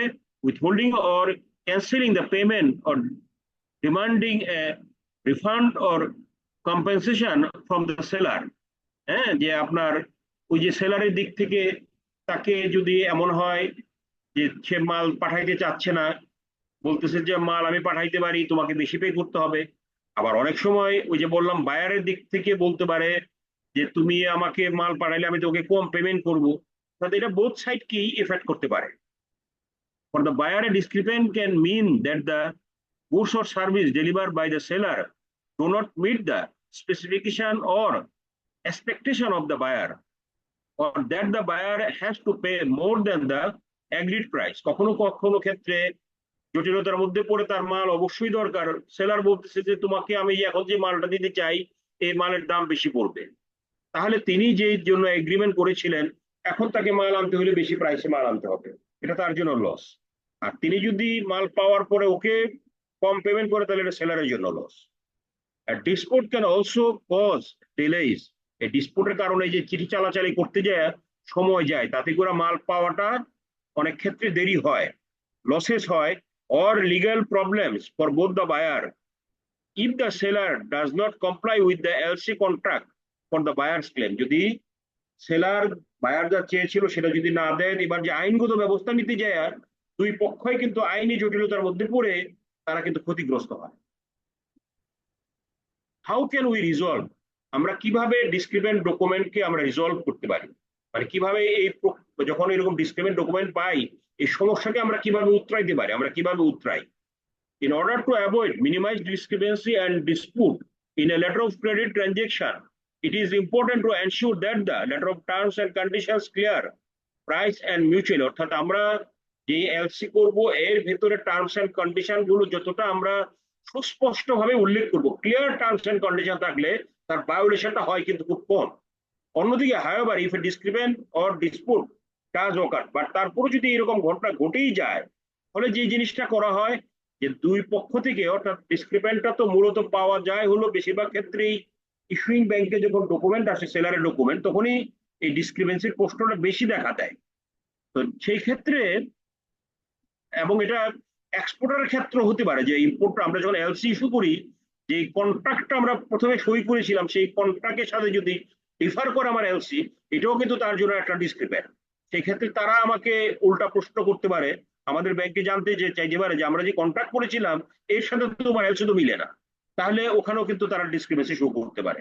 আবার আমরা এলসি দেওয়ার পরে তিনি অ্যাকসেপ্ট করার পরে যখন আমাকে ডকুমেন্ট দিচ্ছে এক্সপোর্ট ডকুমেন্ট, সেই ডকুমেন্ট পাওয়ার পরে যদি আমরা আমরা ডিসক্রিপেন্সি পাই, তাহলে সেই ক্ষেত্রে আমরা যত দ্রুত সম্ভব যে কাজটা করা হয় যে আমাদের এই ইস্যুইং ব্যাংক ইম্পোর্টারকে, অর্থাৎ মূল যিনি বেনিফিশিয়ারি মালের, তাকে বলা হয় এই ডিসক্রিপেন্সি গুলো কিন্তু আইডেন্টিফাই করে মূলত ব্যাংকের কাছে যখন ডকুমেন্ট আসে, ব্যাংকের যারা এক্সপার্ট অফিসিয়ালরা আছে তারা ডকুমেন্টগুলি পাওয়ার পরই তারা মূল এলসির সাথে মিলায় দেখে যে আমি যা যা চেয়েছিলাম হুবহুব তাই আছে না কোনো প্রবলেম আছে।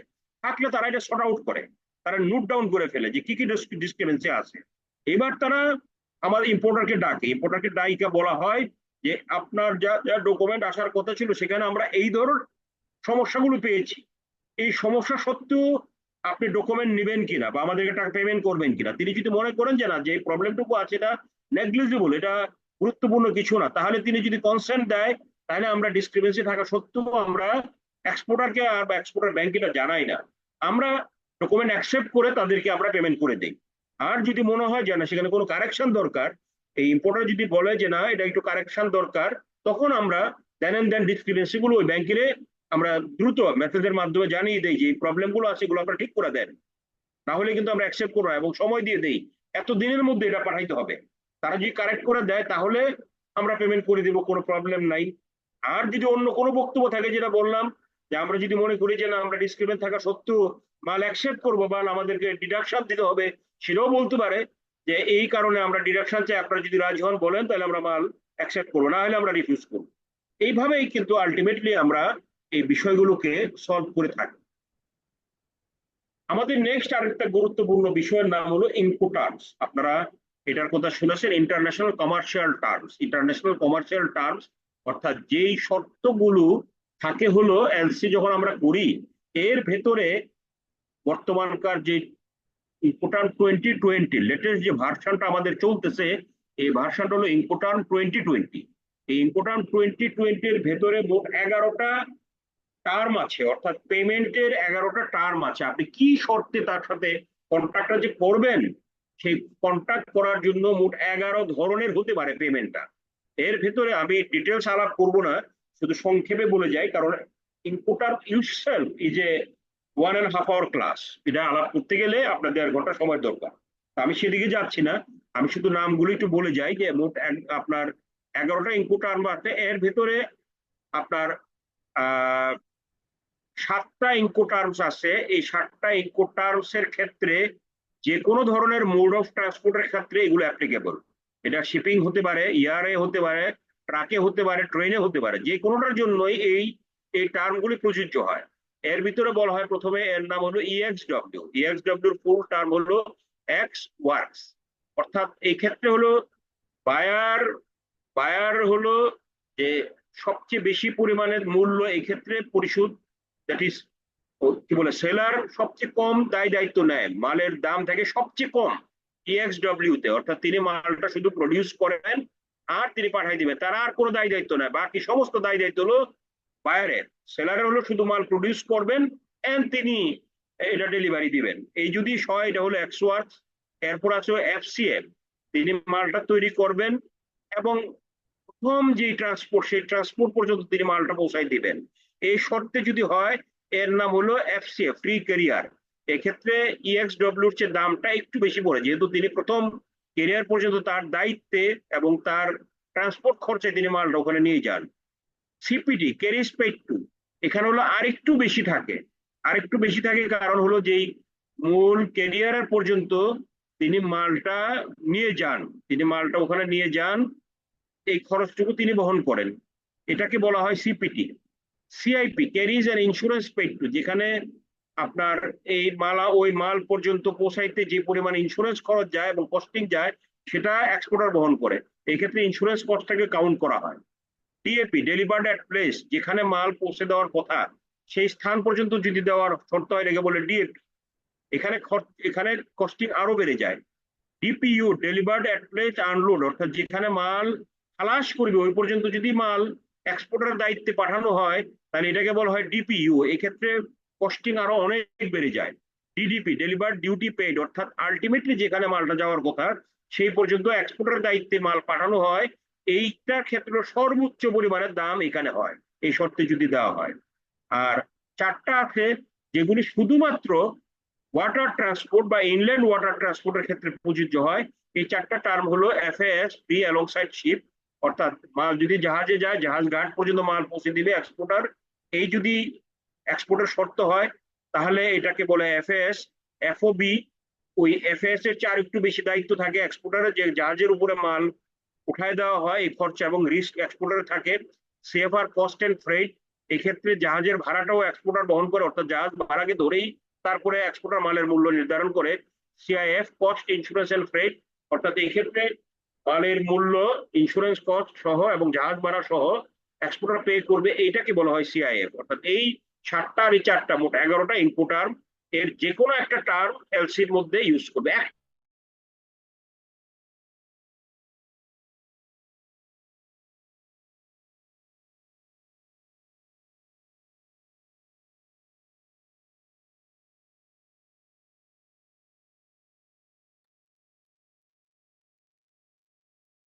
সাউন্ড প্রবলেম হচ্ছে।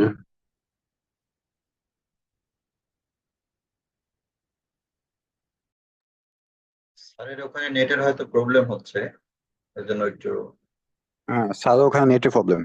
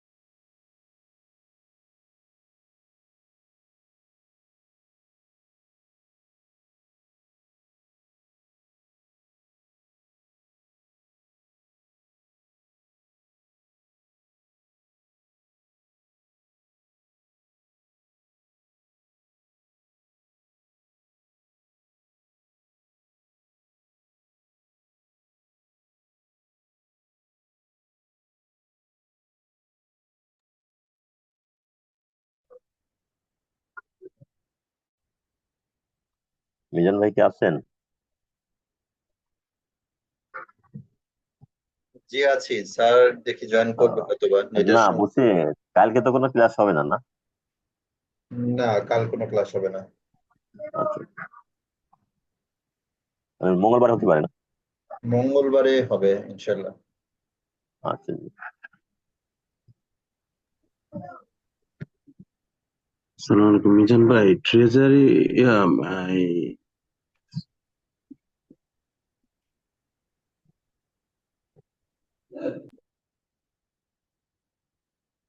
কি বললেন, কে বললেন? আচ্ছা, ট্রেজারি ম্যানেজমেন্টে কোনো ক্লাস পাচ্ছি না তো আমরা। ট্রেজারি ম্যানেজমেন্টের একটা ক্লাস হয়ে গেছে, তারপরে তো স্যারের প্রবলেম। স্যার একটু অসুস্থ, স্যারের ওয়াইফ অসুস্থ আর কি। মানে, তো স্যারের ওয়াইফের একটা অপারেশনাল কাজে উনি ইন্ডিয়াতে গেছেন। তো এখন হয়তো বা এই যে শেষে অপারেশনাল শেষের দিকে আছেন, তো উনি এটা বাজে সিচুয়েশনের মধ্যেই যে যাচ্ছেন। যে ক্লাসটা হয়েছে সেটার শীটটা তো পেলাম না, ক্লাসটাও তো মিস করলাম। কবে হলো এটা? এটা ক্লাসটা গত কবে হয়েছে? গত মঙ্গলবারে হয়েছে। শুক্র শনির বাইরে হয়েছে, এই জন্য অফিস যেতে তো মিস হয়ে গেছে। আচ্ছা আচ্ছা, আপনি গ্রুপে দেখেন, গ্রুপে আপনার ভিডিও তো দিয়ে দিয়েছি, আপনার ওখানে গ্রুপেও আপনার পিডিএফটা দেওয়া আছে।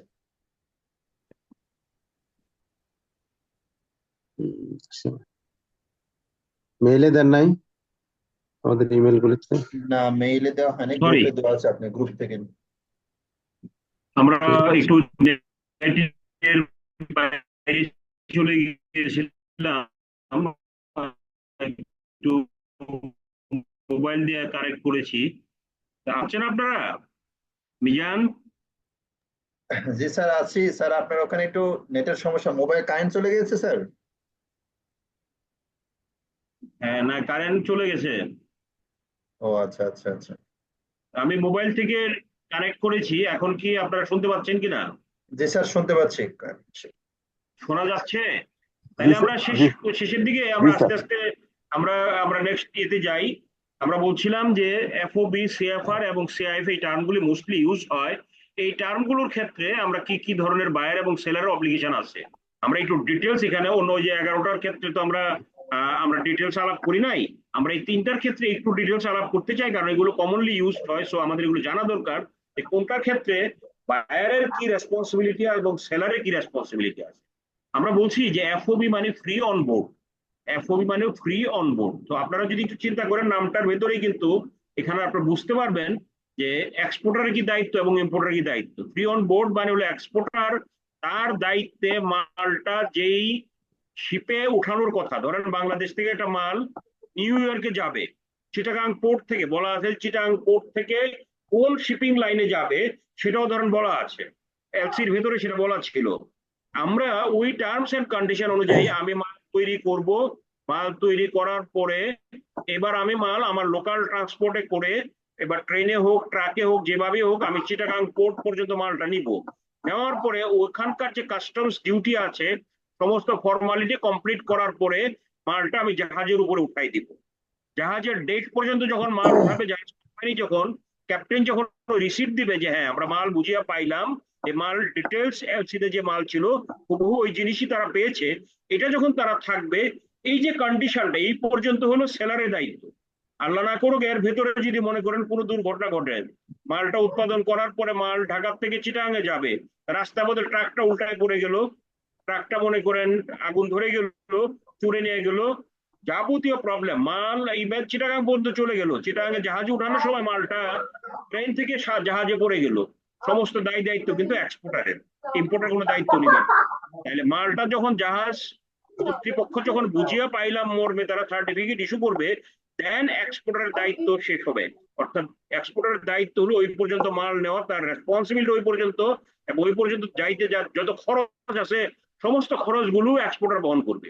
এই ধরনের টার্মস কে বলা হয় এফওবি।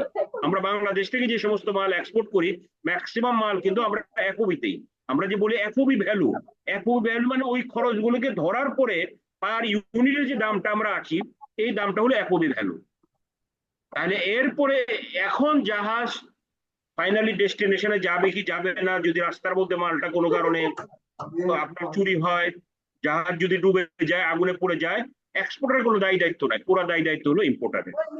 এখান থেকে শুরু করে বাকি সমস্ত মাল যাওয়া পর্যন্ত ইম্পোর্টারের রিস্ক এন্ড কস্ট, এই শর্তটাকে বলা হয় এফওবি। আপনারা সকলেই বিষয়টা বুঝতে পেরেছেন কিনা? জি স্যার। তাইলে আমরা এখানে স্যার এখানে কথা বলতে সাউন্ড করতেছে এই জন্য বুঝতে সমস্যা হচ্ছে। মানে শব্দ শোনা যাচ্ছে না। জি, স্যার আমাদের কোনো একজন আনমিউট করে নাই, মিউট করে রাখছে জন্য আমাদের। সামি সামি সামি উনি আনমিউট, উনি ইয়ে হয়ে আছেন। হ্যাঁ, এবার আর শুনবেন না। আমি কি রিপিট করব নাকি আমরা পরের লাইনে চলে যাব? আবার একটু বলেন স্যার, আবার একটু বলেন স্যার প্লিজ। আমরা বলছি এফওবি মানে হলো ফ্রি অন বোর্ড। নামের ভিতরে আমি বলছি যে দায় দায়িত্ব, আপনারা যদি একটু চিন্তা করেন খুঁজে পেয়ে যাবেন। অর্থাৎ ফ্রি অন বোর্ড মানে হলো মাল এক্সপোর্টার জাহাজ পর্যন্ত নিয়ে যাবে, জাহাজের পর্যন্ত মাল, জাহাজের উপরে মাল উঠাবেন, এইটুকুর ভিতরে যত রকমের দায় দায়িত্ব, কস্টিং, সবকিছু তার। এর ভিতরে যে কোনো দুর্ঘটনা ঘটলে এটা তিনি বহন করবেন। আর জাহাজ কর্তৃপক্ষ যখন বলবে যে মাল আমি বুঝিয়ে পাইলাম, তারা যখন সার্টিফিকেট ইস্যু করবে, তখন থেকে এক্সপোর্টের দায়িত্ব শেষ, ইম্পোর্টের দায়িত্ব শুরু। অর্থাৎ এই এফওবির এই ডকুমেন্টটুকু যদি এক্সপোর্টার ইম্পোর্টারকে প্রেজেন্ট করতে পারে আদার্স ডকুমেন্টের সাথে, জাহাজের ডকুমেন্টের ভিতরে এফওবি তিনি যে জাহাজে মাল খালাস করেছেন এটা দিলে ইম্পোর্টার ব্যাংক বা ইম্পোর্টার তাকে পেমেন্ট করতে বাধ্য। বাকি দায় দায়িত্ব হলো এদের। আর ট্রান্সপোর্টেশন রেসপন্সিবিলিটি বলতে the seller ensure the product reaches the buyer's specific destination safely. অর্থাৎ আমরা যেই জাহাজের কথা তিনি বলেছেন, এই জাহাজের মধ্যে আমরা মাল উঠিয়ে দিলাম, উঠাই দেওয়া পর্যন্তই এক্সপোর্টারের দায়িত্ব শেষ। এবার শুরু হয় হলো রিস্ক এন্ড টাইটেল ট্রান্সফার। অর্থাৎ unlike FOB shipping point where the buyer is responsible once the goods have the seller, FOB destination means the seller is responsible until the good reach the buyer. এখানে আপনার এফওবির ডেস্টিনেশনের যদি উল্লেখ করা হয় যে কোন জায়গা থেকে তিনি মালটা খালাস করবেন, এইটুকু পর্যন্ত দেওয়াই তার দায়িত্ব। কস্ট এলোকেশনের মধ্যেও আমরা বলছি এই পর্যন্ত যা খরচ লাগে তিনি সেটা বহন করবেন। এবার যদি আমরা আসি এফওবির পরে যে টার্মটা ইউজ করা সেটা হলো সিএফআর। সিএফআর সিএফআর এর অর্থ হলো cost and freight. Cost and freight এটাকে সংক্ষেপে বলা হয় সিএফআর। তাহলে কস্ট এন্ড ফ্রেট নামটার ভিতরে কিন্তু আছে, অর্থাৎ এফওবির চেয়ে একটু বেশি খরচ এখানে আছে এবং দায়িত্ব আছে।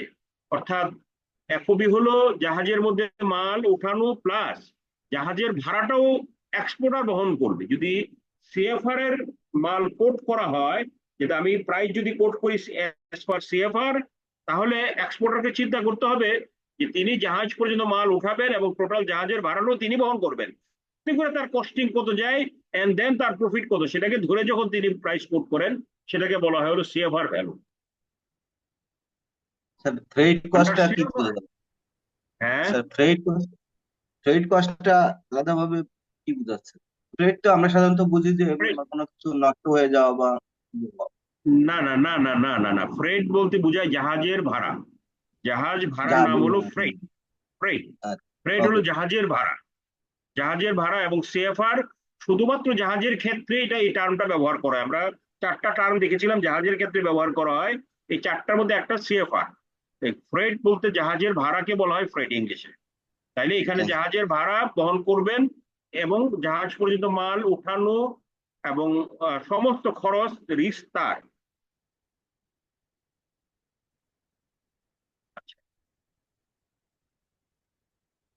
আরেকটা হলো CIF, cost insurance and freight. Cost insurance and freight, দেখেন নামগুলোর ভিতরে কিন্তু আপনি ভেঙে ভেঙে ভেঙে ভেঙে কিন্তু ধাপে ধাপে যাচ্ছে। আপনি যখন এফওবি বলছিলেন হলো জাহাজ পর্যন্ত মাল উঠায় দেওয়া, জাহাজের উপরে মাল উঠায় দেওয়া। Free on board, free on board, জাহাজ পর্যন্ত মাল, জাহাজের মধ্যে মাল উঠাই দিলেন। এতেও মনে করেন যে বায়ার মনে করলো, মানে ওখানকার বায়ার, আমরা যদি এক্সপোর্টার হই, তাহলে বায়ার যদি মনে করে যে না ওতে আমার চলবে না, আপনারা জাহাজের ভাড়াটা দিয়ে দিবেন, এটা যদি তিনি কন্ট্রাক্টের মধ্যে বলে, আমি যদি অ্যাকসেপ্ট করি, তখন যে প্রাইসটা আমি কোট করবো সেটার নাম হবে সিএফআর। তিনি যদি বলে যে না ভাই তুমি শুধু কস্ট দিলে চলবে না, তুমি ইন্স্যুরেন্সটাও তুমি বহন করবা, তাতে তোমার মালের দাম কত, আমি যদি ওটাকে অ্যাকসেপ্ট করার পরে আমি যে প্রাইসটা কোট করব সেই প্রাইসটাকে বলা হবে CIF, cost insurance and freight. অর্থাৎ আমি জাহাজ পর্যন্ত মাল পৌঁছে দিব, জাহাজের ভাড়া দিব, এবং সংশ্লিষ্ট যে ইন্স্যুরেন্স করার কথা, যে সমস্ত রিস্ক গুলো আছে এগুলোকে কভার করে, সেই রিস্ক গুলোকে সহ যখন আমি ধরে তারপরে আমি কস্ট ক্যালকুলেশন করব, সেই প্রাইসটা হবে হলো সিআইএফ। তাহলে সেই ক্ষেত্রে সেলারের দায়িত্ব হচ্ছে হলো যে সেলার্স রেসপন্সিবিলিটি হলো when a seller is quoting CIF price, যখন তিনি CIF প্রাইস কোট করে সেই ক্ষেত্রে তাকে অবশ্যই জাহাজ পর্যন্ত মাল উঠাইতে হবে, জাহাজের ভাড়া দিবেন, ইন্স্যুরেন্স তিনি দিবেন, এটা হলো তার দায়িত্ব। এক্সপোর্টার এখানে কি করবে, এক্সপোর্টার প্যাকিং টেকিং যা সেগুলো সবই তিনি করবেন আর কি, কারণ তার মাল ওই জাহাজে উঠানো উঠাই দিলে তো তার এক্সপোর্ট করা যাবতীয় খরচ সবকিছু তার মধ্যে আছে। এগুলোর ভিতরে একেবারে আপনার এই যে এক্সপোর্ট ডিউটি আছে, ট্যাক্স আছে, কাস্টমস ক্লিয়ারেন্স আছে, এগুলো এফওবির ভিতরে থাকে এই টার্মগুলি, কারণ এগুলো না ক্লিয়ার করতে আপনি জাহাজে মাল উঠাইতে পারবেন না। হ্যাঁ, এই পর্যন্ত যা যা লাগে পোর্টের চার্জ সবই তিনি বহন করবেন। আমি বিস্তারিত এখানে উল্লেখ করে দিয়েছি কোন কোন চার্জগুলো এর ভিতরে দেওয়া লাগে আর কি। আর বায়ারের দায়িত্ব হলো, বায়ার হলো শুধু তার পোর্টের মধ্যে মাল চলে যাবে, ওখান থেকে তিনি মাল খালাস করার জন্য যে খরচাটা এটা তিনি খালাস করবেন, এবং তার পোর্টের মধ্যে যেই ডিউটি লাগে এটা তিনি দিবেন, এবং ওখান থেকে তার ফ্যাক্টরি বা তার গোডাউন তিনি যেখানে মাল নিতে চান সেই পর্যন্ত তিনি মাল নেওয়ার খরচ এবং রিস্ক রেসপন্সিবিলিটি তিনি বহন করবেন। অর্থাৎ তার দেশ, তার পোর্ট পর্যন্ত মাল যাওয়ার দায়িত্ব হলো এক্সপোর্টারের, আর তার পোর্ট থেকে তিনি মাল নেওয়ার সমস্ত দায়িত্ব হলো তার, এবং তার তার আনলোডিং টুডিং সবই এর ভিতরে আছে। জেনারেলি যে পপুলার মোড গুলো ব্যবহার করা হয় আপনার এক্সপোর্টের ক্ষেত্রে, এক্সপোর্ট ইম্পোর্টের ক্ষেত্রে, ইন্টারন্যাশনাল ট্রেডের ক্ষেত্রে, তার মধ্যে আমরা বলছি এফওবি একটি গুরুত্বপূর্ণ মোড, ইএক্সডব্লিউ তো কিছু হয় খুব বেশি না, প্রি ক্যারিয়ার, এফসিএ, সিএফআর এবং সিআইএফ, এই মোডগুলি, এই 4টা মোড, বিশেষ করে FOB, FCA, CFR and CIF, এই 4টা মোড ইন্টারন্যাশনাল ট্রেডের ক্ষেত্রে বেশি পরিমাণে ব্যবহৃত হয়। আমরা 11টা টার্মসের কথাই আমরা মোটামুটি বললাম, এবং কোনটাতে সেলার কি বহন করে, বায়ার কি বহন করে সেগুলো আপনার বললাম, এবং আমি এগুলো ডিটেলস ভিতরে একটু বলারও চেষ্টা করেছি আপনাদের স্লাইডগুলোর মধ্যে। তা আমরা আজকে আমরা একটু বরং এবার আপনাদেরকে আমি একটু ফ্লোর দিতে চাই, আমরা কিছু সময় আপনাদের কাছ থেকে নিয়ে আমরা ক্লাস শেষ করব। আমি একটু সংক্ষেপেই আপনাদেরকে জিনিসগুলো বললাম, প্লিজ একজন একজন আনমিউট হয়ে আপনারা একটু আমাকে যদি প্রশ্ন করেন আমরা বিস্তারিত আলাপ করবো। আবার কার প্রশ্ন আছে? আসসালাম স্যার। থ্যাংক ইউ স্বামী, আমাদের অত্যন্ত একজন কি বলা যায়, একজন খুবই মানে ওয়েল পার্টিসিপেন্ট। হ্যাঁ বলেন। স্যার আমরা রিভলভিং এলসির ক্ষেত্রে যে মানে একটার পর একটা এলসি হয়, এবং সেক্ষেত্রে তো স্যার প্রত্যেকটা এলসি তো স্যার আমাদের আলাদা আলাদা হয় নাকি? আলাদা আলাদা হয়, একটা মূল এলসি থাকে, যে এলসিটা মনে করে একটা মানে একটা মেইন এলসি থাকে, সেই এলসিটার পার্ট বাই পার্ট হতে থাকে। ধরেন বড় আচ্ছা একটা এলসি ছিল, ধরেন আমরা টোটাল 1 কোটি টাকার একটা এলসি দিলাম বা 1 কোটি ডলারের, তার ভেতরে এবার বলা আছে যে আপনার রিভলভিং, প্রথমে 10 লাখ দিলাম, 5 লাখ দিলাম, এবার পর্যায়ক্রমে এটা চলতে থাকলো আর কি, জি ওই স্যার। স্যার এইটার ভিতরে আর কি। Sir thank you sir. Sir এই জিনিসটা নেক্সট কে বলবেন? স্যার ব্যাক টু ব্যাক এলসিটা যদি একটু স্ক্রিনে আনেন স্যার। হ্যাঁ, ব্যাক টু ব্যাক এলসিটা স্ক্রিনে আনতে না, ওকে।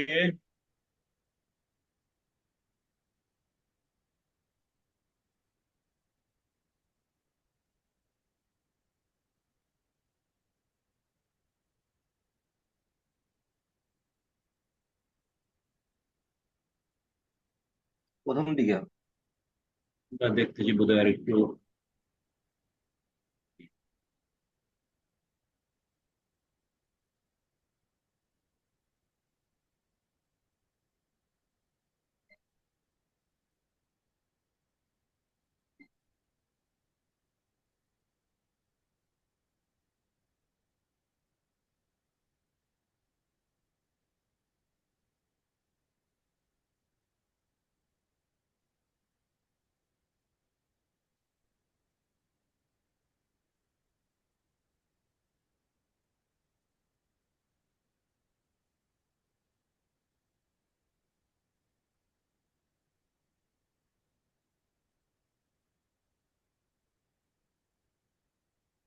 হ্যাঁ বলেন।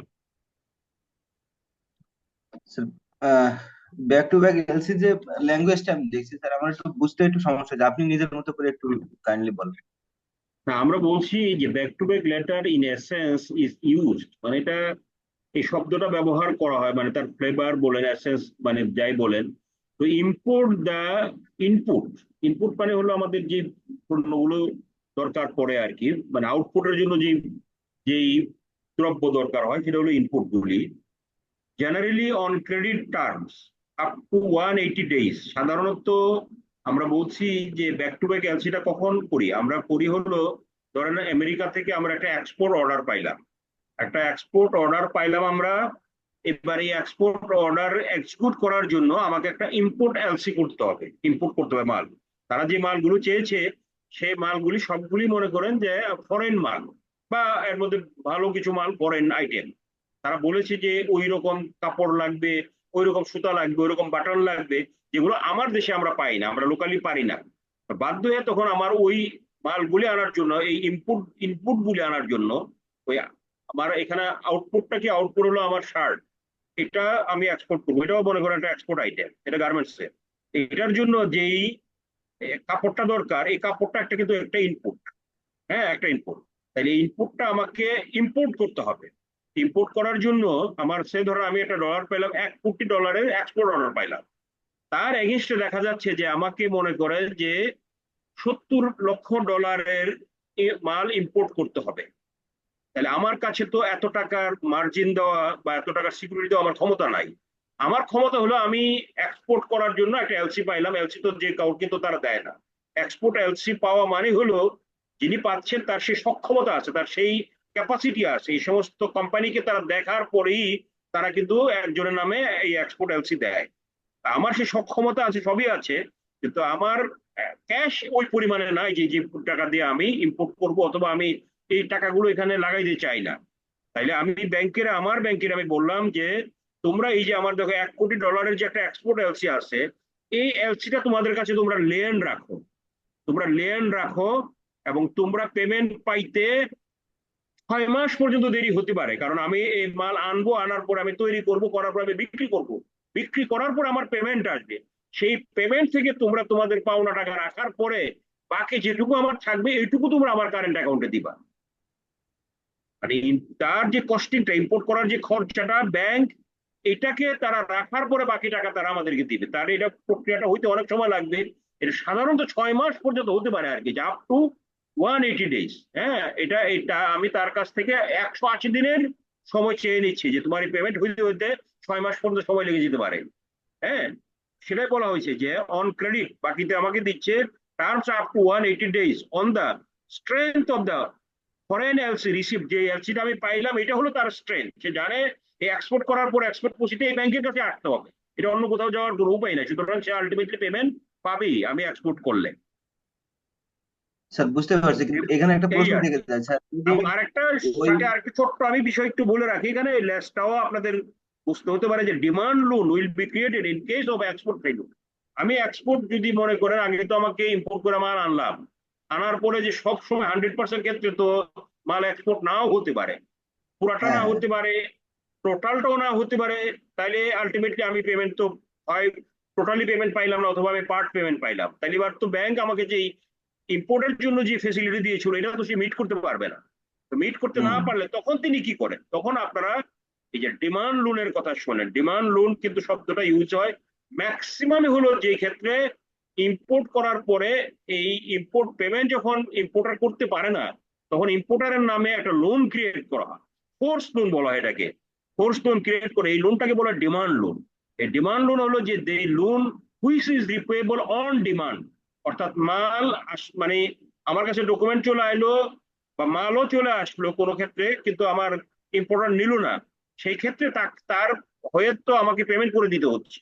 আমি যে আমার যেই যিনি মানে আলটিমেটলি আমাকে ওই যার কাছ থেকে আমি ইম্পোর্ট করেছি তাকে তো আমাকে পেমেন্ট করতে হবে। টাকাটা আমি কোত্থেকে দিব? তখন আমি আমার এই ইম্পোর্টারের নামে একটা লোন ক্রিয়েট করি, করে তাকে আমি পেমেন্ট করি। যে লোনটা আমরা ক্রিয়েট করি এটাকে বলা হয় ডিমান্ড লোন। এবার আপনি বললেন।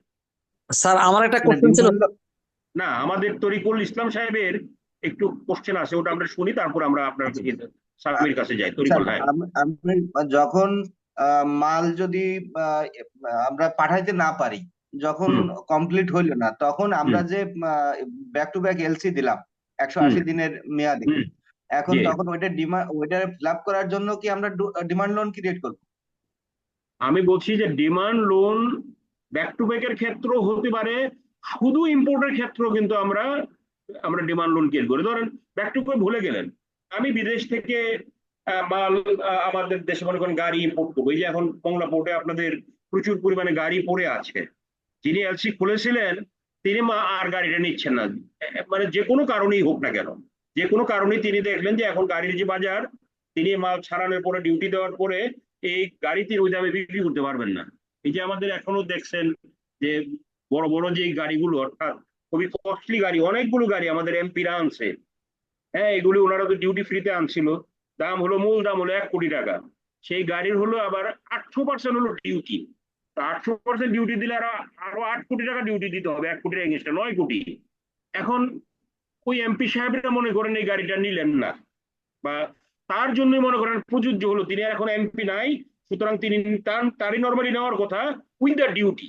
হ্যাঁ, উইথ ডিউটি 800% ডিউটি দিয়ে তাকে মালটা নেওয়ার কথা। তো তিনি এখন দেখলেন যে 8 কোটি ডিউটি দেওয়ার পরে 1 কোটি টাকা দিয়ে তিনি এলসি ওপেন করেছিলেন, এখন 9 কোটি টাকা তিনি বাজারে আইনা বিক্রি করলে 9 কোটি টাকা বিক্রি করতে পারবেন না। যে কারণে তিনি দেখেন কেউ আর মাল কিন্তু নিচ্ছে না। তখন কি করবে? ব্যাংক তো তার পক্ষে গ্যারান্টি দিয়েছে, তিনি হয়তো 1 কোটির এগেনস্টে মাত্র মনে করেন সে ধরেন হয়তো 20 লাখ টাকা দিয়েছিল বা 50 লাখ টাকা দিয়েছিল, তো ওনাদেরকে তো পুরো পেমেন্ট করে দিতে হচ্ছে। তো পেমেন্ট করার পরে এখন যে মাল আসলো, এই যে পেমেন্ট কোত্থেকে করবে? ওই বায়ারের নামে একটা লোন ক্রিয়েট করা হয়। ব্যাংকের তো নিজের কোনো ফান্ড নাই টাকা দেওয়ার জন্য, ব্যাংক সবসময় বায়ারের হয়ে কাজ করে। এই বায়ারের নামে একটা লোন অ্যাকাউন্ট ক্রিয়েট করে তাকে পেমেন্ট করা হয়। এই যে বায়ারের নামে যে লোনটা ক্রিয়েট করা, এটার নাম হলো ডিমান্ড লোন। এটা অনলি ইম্পোর্টের ক্ষেত্রে হতে পারে, ব্যাক টু ব্যাকের ক্ষেত্রে হতে পারে। অর্থাৎ আলটিমেটলি ইম্পোর্ট পেমেন্ট যে করার সময় যখন bank on behalf of client করে, তখন ক্লায়েন্টের নামে একটা লোন ক্রিয়েট করে এই পেমেন্টটা করে, that is called demand loan. এখানে তো সিকিউরিটিও রাখে অবশ্যই। সিকিউরিটি রাখে, কিন্তু আপনি সিকিউরিটি বিক্রি করার প্রক্রিয়াটা সময় সাপেক্ষ। কিন্তু আপনি ওই ওনারা যখন ডকুমেন্ট পাঠাবেন, ডকুমেন্ট যখন আপনার অ্যাজ পার স্টিপুলেশন, আপনার শর্ত অনুযায়ী যখন ডকুমেন্ট আপনি পাবেন, তখন তো আপনি ডিলে করতে পারবেন, তাকে তো পেমেন্ট করে দিতে হবে। তো তাৎক্ষণিকভাবে আপনি পেমেন্ট করতে হইলে আপনি তো ডকুমেন্ট আসার উইদিন দ্য উইক আপনাকে পেমেন্ট করতে হবে। আপনি আপনার কাস্টমারকে জানাইলেন, নোটিস করলেন যে তোমার ডকুমেন্ট আছে নিয়ে যাও, তিনি রেসপন্ড করলেন না, আপনি তো বাধ্য আপনি আগে পেমেন্ট করে এবার ডকুমেন্ট দিয়ে হয়তো আপনি মাল ছাড়াবেন, মাল আইনা বিক্রি করে যেটা শর্টফল থাকবে সেটা হয়তো তার এবার সিকিউরিটি বিক্রি করে আপনি আদায় করার চেষ্টা করবে, বা তার মার্জিনের টাকা আমরা প্রথমে ডেবিট করি এবং বাকি টাকাটা আমরা দিয়ে তার নামে লোন ক্রিয়েট করে দিই। ব্যাংকের টাকা কিন্তু 1 টাকাও দেওয়া হয় না, তার মার্জিনের টাকা এবং তার নামে লোন ক্রিয়েট করে এবার দেওয়া হয়, এবং ওই লোনের উপরে তখন ইন্টারেস্ট চার্জ করে। আচ্ছা আচ্ছা, থ্যাংক ইউ স্যার। স্যার একটু নেক্সট কোশ্চেন আমি স্যার। বলেন বলেন। এটা হলো যে ব্যাক টু ব্যাক এলসির ক্ষেত্রে এক্সপোর্ট এলসিটা তো যে ব্যাংক থেকে ব্যাক টু ব্যাক হবে সেম ব্যাংকে তো হবে নাকি অ্যানাদার ব্যাংক হইতে পারে? না না না না, এটা জেনারেলি সেম ব্যাংকই হয়, জেনারেলি সেম ব্যাংকই হয়, সেম আচ্ছা ব্যাংকই হয়, নাহলে পেমেন্ট টেমেন্ট নিয়ে প্রবলেম পড়ে যাবে। আপনি আচ্ছা আপনি হবে এলসি খুললেন, ইম্পোর্ট এলসি, এক্সপোর্ট চলে গেল আরেক দিকে, আপনি তো স্যার। রিয়েলাইজ করতে পারবেন না, আপনার কন্ট্রোলে থাকবে না। জি স্যার। আর স্যার আরেকটা বিষয়, স্যার আরেকটা কোশ্চেন স্যার, বলেন। ইনকোটার্নটা তো শুধুমাত্র ট্রান্সপোর্ট ডকুমেন্টের ক্ষেত্রে, মানে ট্রান্সপোর্ট রিলেটেড সবকিছু তো ইনকোটার্নটা নাকি? মানে ইনকোটার্ম হলো, আমি একটু সংক্ষেপে যদি বলি, ইনকোটার্ম তো একটা ডিটেল জিনিস। ইনকোটার্ম হলো যে আপনি যে প্রাইস কোট করবেন, মনে করেন আপনি যে ইম্পোর্টার এবং এক্সপোর্টারের মধ্যে যে নেগোসিয়েশন হচ্ছে, তো নেগোসিয়েশনের ক্ষেত্রে আপনি যে প্রাইসটা বলবেন, এই প্রাইসটা কি ভিত্তিতে বলবেন? ধরেন কথার কথা, আমি একজন এক্সপোর্টার, আমার আমার এই ধানমন্ডিতে আমার আমার ফ্যাক্টরি আছে, আমি এখানে মাল উৎপাদন করলাম, আপনি ইম্পোর্টার, জাপানের একজন ব্যক্তি, তিনি বললেন যে ভাই তোমার দেশে আমার লোক সামন্ত সবই আছে, তোমার ফ্যাক্টরি থেকে আমি মাল সংগ্রহ করবো, তোমার কাজ হলো তুমি মালটা শুধু তৈরি করে আমার লোকের কাছে ডেলিভারি দিবা তোমার ফ্যাক্টরি প্রিমিসের মধ্যেই। এই শর্ত যদি হয়, তাহলে আমার শুধু উৎপাদন খরচ প্লাস লাভটা হইতেছে, তাহলে আমি যে প্রাইসটা কোট করব, এই প্রাইসটা হবে সবচেয়ে কম দাম, আমার সবচেয়ে কম দাম আর উৎপাদন খরচ প্লাস লাভ, কারণ তিনি মালটা নিবেন আমার ফ্যাক্টরি থেকে। দিস ইজ কল হলো এক্স ওয়ার্কস, কাজ শেষ করলাম এবং মাল দিলাম। এটা যেমন পসিবল, আবার এমনও তো হতে পারে তিনি, তার আমার বাংলাদেশে তার কোনো এজেন্ট নাই, তার কোনো লোক সামর্থ্য কিছুই নাই। যেমন ধরেন আমরা একটা সিঙ্গেল গাড়ি যখন ইম্পোর্ট করি জাপান থেকে, আমার কোনো লোকজন ওখানে যায় না, দেখে না, কিছুই করে না, আমি এক্সপোর্টারকে বলি ভাই তুমি গাড়ি একদম আমার বাসা পর্যন্ত বা আমার অফিস মতো পৌঁছাই দিবা, তুমি বলো যে তোমার খরচ কত হবে। তাহলে তিনি তার ফ্যাক্টরিতে উৎপাদন করে আর ডেলিভারি দেওয়া, আর তিনি আমার পর্যন্ত পৌঁছায় দেওয়া, সমস্ত রিস্ক কস্ট নেওয়া, তাহলে এটা অনেক বেশি খরচা হবে না? অনেক বেশি তো হবে, জি তাই স্যার। না? জি স্যার। সবচেয়ে কম খরচের হয় এক্স ওয়ার্কস, স্যার মাল এক্স তৈরি। ওয়ার্কসটা, স্যার এক্স হ্যাঁ, ওয়ার্কসটা হলো জাস্ট মানে মানে উৎপাদনকারী মালটা উৎপাদন করবে, আর ইম্পোর্টার জাস্ট তার ওখান থেকে মালটা নিজে রিসিভ করে নিয়ে আসবে। ইম্পোর্টার তার ও মাল রিসিভ করে নিয়ে আসবে, তার দায়িত্বে। সুতরাং এক্সপোর্টার হলো উৎপাদন খরচ এবং তার আর প্রফিটটুকু ধরেই সে কস্টিং করে। তাহলে সে জি যে স্যার। কোটেশনে ওই যে ওখানে আপনার ইয়ের ভিতরে যে এখন সেই প্রোফর্মা ইনভয়েসের ভিতরে সে যে প্রাইসটা কোট করবে, হ্যাঁ, তো সেটার মধ্যে তিনি কি করবেন, তিনি এটা ধরেই তার প্রাইস, তখন তিনি বলবেন প্রাইস এত dollar at ex works basis, ex works basis. কারণ এলসির ভিতরে আপনারা দেখবেন ডিটেলস কিন্তু লেখা যায় না, এলসির ভিতরে জিনিসগুলো থাকে সংক্ষেপে। তো যখনই ইএক্সডব্লিউ বেসিস বলে, তখন বোথ এক্সপোর্টারের ব্যাংক, ইম্পোর্টারের ব্যাংক, ইম্পোর্টার এক্সপোর্টার সকলেই বোঝেন এখানে কার দায় দায়িত্ব কতটুকু। কথা বুঝছেন? না ওই চাই অন্যগুলো যেটা লাগে আবার শোয়ার আগে কিছু এইবার লুৎফর রহমান, জি স্যার। লুৎফর রহমান সাহেব আপনার প্রশ্ন বলেন। স্যার আমার প্রশ্ন ছিল যে ওই বিল অফ লেডিং আর ট্রান্সফার ডকুমেন্ট নিয়ে। স্যার ওই transfer document, bill of lading কি ট্রান্সফার ডকুমেন্টের একটা অংশ নাকি? বিল অফ লেডিং ট্রান্সপোর্ট ডকুমেন্টের একটা অংশ, রাইট? বিল অফ এটা অংশ। লেডিং ট্রান্সপোর্ট ডকুমেন্টের একটা অংশ। অনেক সময় বিল অফ লেডিং আর ট্রান্সফার মানে ট্রান্সপোর্ট ডকুমেন্ট খুব কাছাকাছি মিনিং। আমরা বলছি যে মানে ট্রান্সপোর্ট ডকুমেন্ট বিভিন্ন রকমেরই হতে পারে, সেটা ট্রাক রিসিট হতে পারে, এয়ারওয়ে বিল হতে পারে, ট্রেন হতে পারে। জেনারেলি বিল অফ লেডিং বলি আমরা শিপের ক্ষেত্রে, শিপিং যে ডকুমেন্ট গুলো থাকে, হ্যাঁ, যেটা আবার শিপিং কোম্পানির ডকুমেন্ট থেকেও বিল অফ লেডিং এর ভিতরে তার মালিকানা উল্লেখ করা থাকে, হ্যাঁ, সেটা হলো বিল অফ লেডিং, যেখানে তার মাল পাওয়ার থাকে, ওর ভিতরে ডিটেলস থাকে আর কি বিল অফ লেডিং এর ভিতরে। ট্র্যাক রিসিভে তো থাকে তো, মাল হ্যাঁ, পাবে যে তার ট্র্যাক রিসিপ্ট যারা পাঠায়, যেমন ট্রাকে যেমন মাল পাঠানো হয়, সেক্ষেত্রে একই তো একই জিনিস, ট্রাকে একই জিনিস। থাকে। ট্রাক রিসিটের ভিতরেও একটা ট্রান্সপোর্ট ডকুমেন্ট, ট্রাক রিসিটের ভিতরে কোন ট্রাক কোম্পানি মাল বহন করতেছে, কি কি করবে, ওগুলো ওর ভিতরে উল্লেখ থাকে আর কি। আচ্ছা আচ্ছা মানে আচ্ছা। ইন জেনারেল আমরা বলছি, ওটাকে বলছে ট্রান্সপোর্ট ডকুমেন্ট। ট্রান্সপোর্ট মানে জি এনি মোড অফ ট্রান্সপোর্ট হতে পারে আর কি। আচ্ছা আচ্ছা। জি স্যার। নেক্সট, আর কি প্রশ্ন আছে? আর কারো কোনো প্রশ্ন? যদি কোনো প্রশ্ন না থাকে আমরা এখানে শেষ করি, আপনারা একটু পড়েন, পড়ার পরে যদি কোনো প্রশ্ন থাকে আমরা নেক্সট স্যার আগামী স্যার শুক্রবার দিন স্যার ইনশাল্লাহ আবার স্যার আপনারা এমনি একটা একটু বিষয়, রিপিট করেন। স্যার একটু বিষয়টা কথা বলতে পারি স্যার। বলেন। স্যার ওই ক্লাস তো হলো আজকে, স্যার এটা যদি বৃহস্পতিবারে আমাদেরকে এই ডকুমেন্টটা দেওয়া হতো তাহলে তো আমাদের জন্য একটু সুবিধা আমরা হতো, আমরা আমরা একটা আগামী সপ্তাহে ইনশাআল্লাহ আমরা চেষ্টা করব দেওয়ার জন্য। আমার মাঝে একটু একটু আপনাদেরকে হয়তো আমি বলতে পারি, বলাতে অসুবিধে নেই। গত এই খুব রিসেন্টলি হঠাৎ করে একটা ব্যাংকে জয়েন করেছি আমি। হ্যাঁ, ও আচ্ছা ওই একটা ব্যাংকে জয়েন করেছি, হঠাৎ করে চেয়ারম্যান মহোদয় ডাকলেন, ডাকার পরে বললেন, আর রিফিউজ করতে পারলাম না। তো নতুন ব্যাংকে জয়েন করার কারণে যেটা হয়েছে, অফিস গোছানো নিয়ে ওখানে নতুন পরিবেশ বুঝতে আমি আসলে ঠিক ওই প্রতিদিন ধরেন রাতে যে সময়টুকু দেওয়ার কথা দিতে পারি না, প্রতিদিনই রাতে 10টা 11টা 12টা রাতে আমি বাসায় ফিরেছি। ওটা আলটিমেটলি ইসলামী ব্যাংক নাকি আমার স্যার? হ্যাঁ, ওটা কি ইসলামী ব্যাংক মানে আরেকটা? আরেকটা ইসলামে ফার্স্ট সিকিউরিটি ইসলামে বলতে তো আর সমস্যা আচ্ছা নাই, আচ্ছা, চাকরি যেহেতু করি না আমি। জি স্যার জি স্যার জি স্যার। ফার্স্ট সিকিউরিটি ইসলামী ও ব্যাংকে ওখানে ওই ট্রেনিং এ ওখানে জয়েন করেছি আর কি, ও মানব ওনাদের স্যার ওখানে, ট্রেনিং আচ্ছা ইনস্টিটিউটে আর কি। হ্যাঁ, তো মানব ওখানে স্যার আমি, স্যার। হ্যাঁ ওখানে জয়েন করেছি।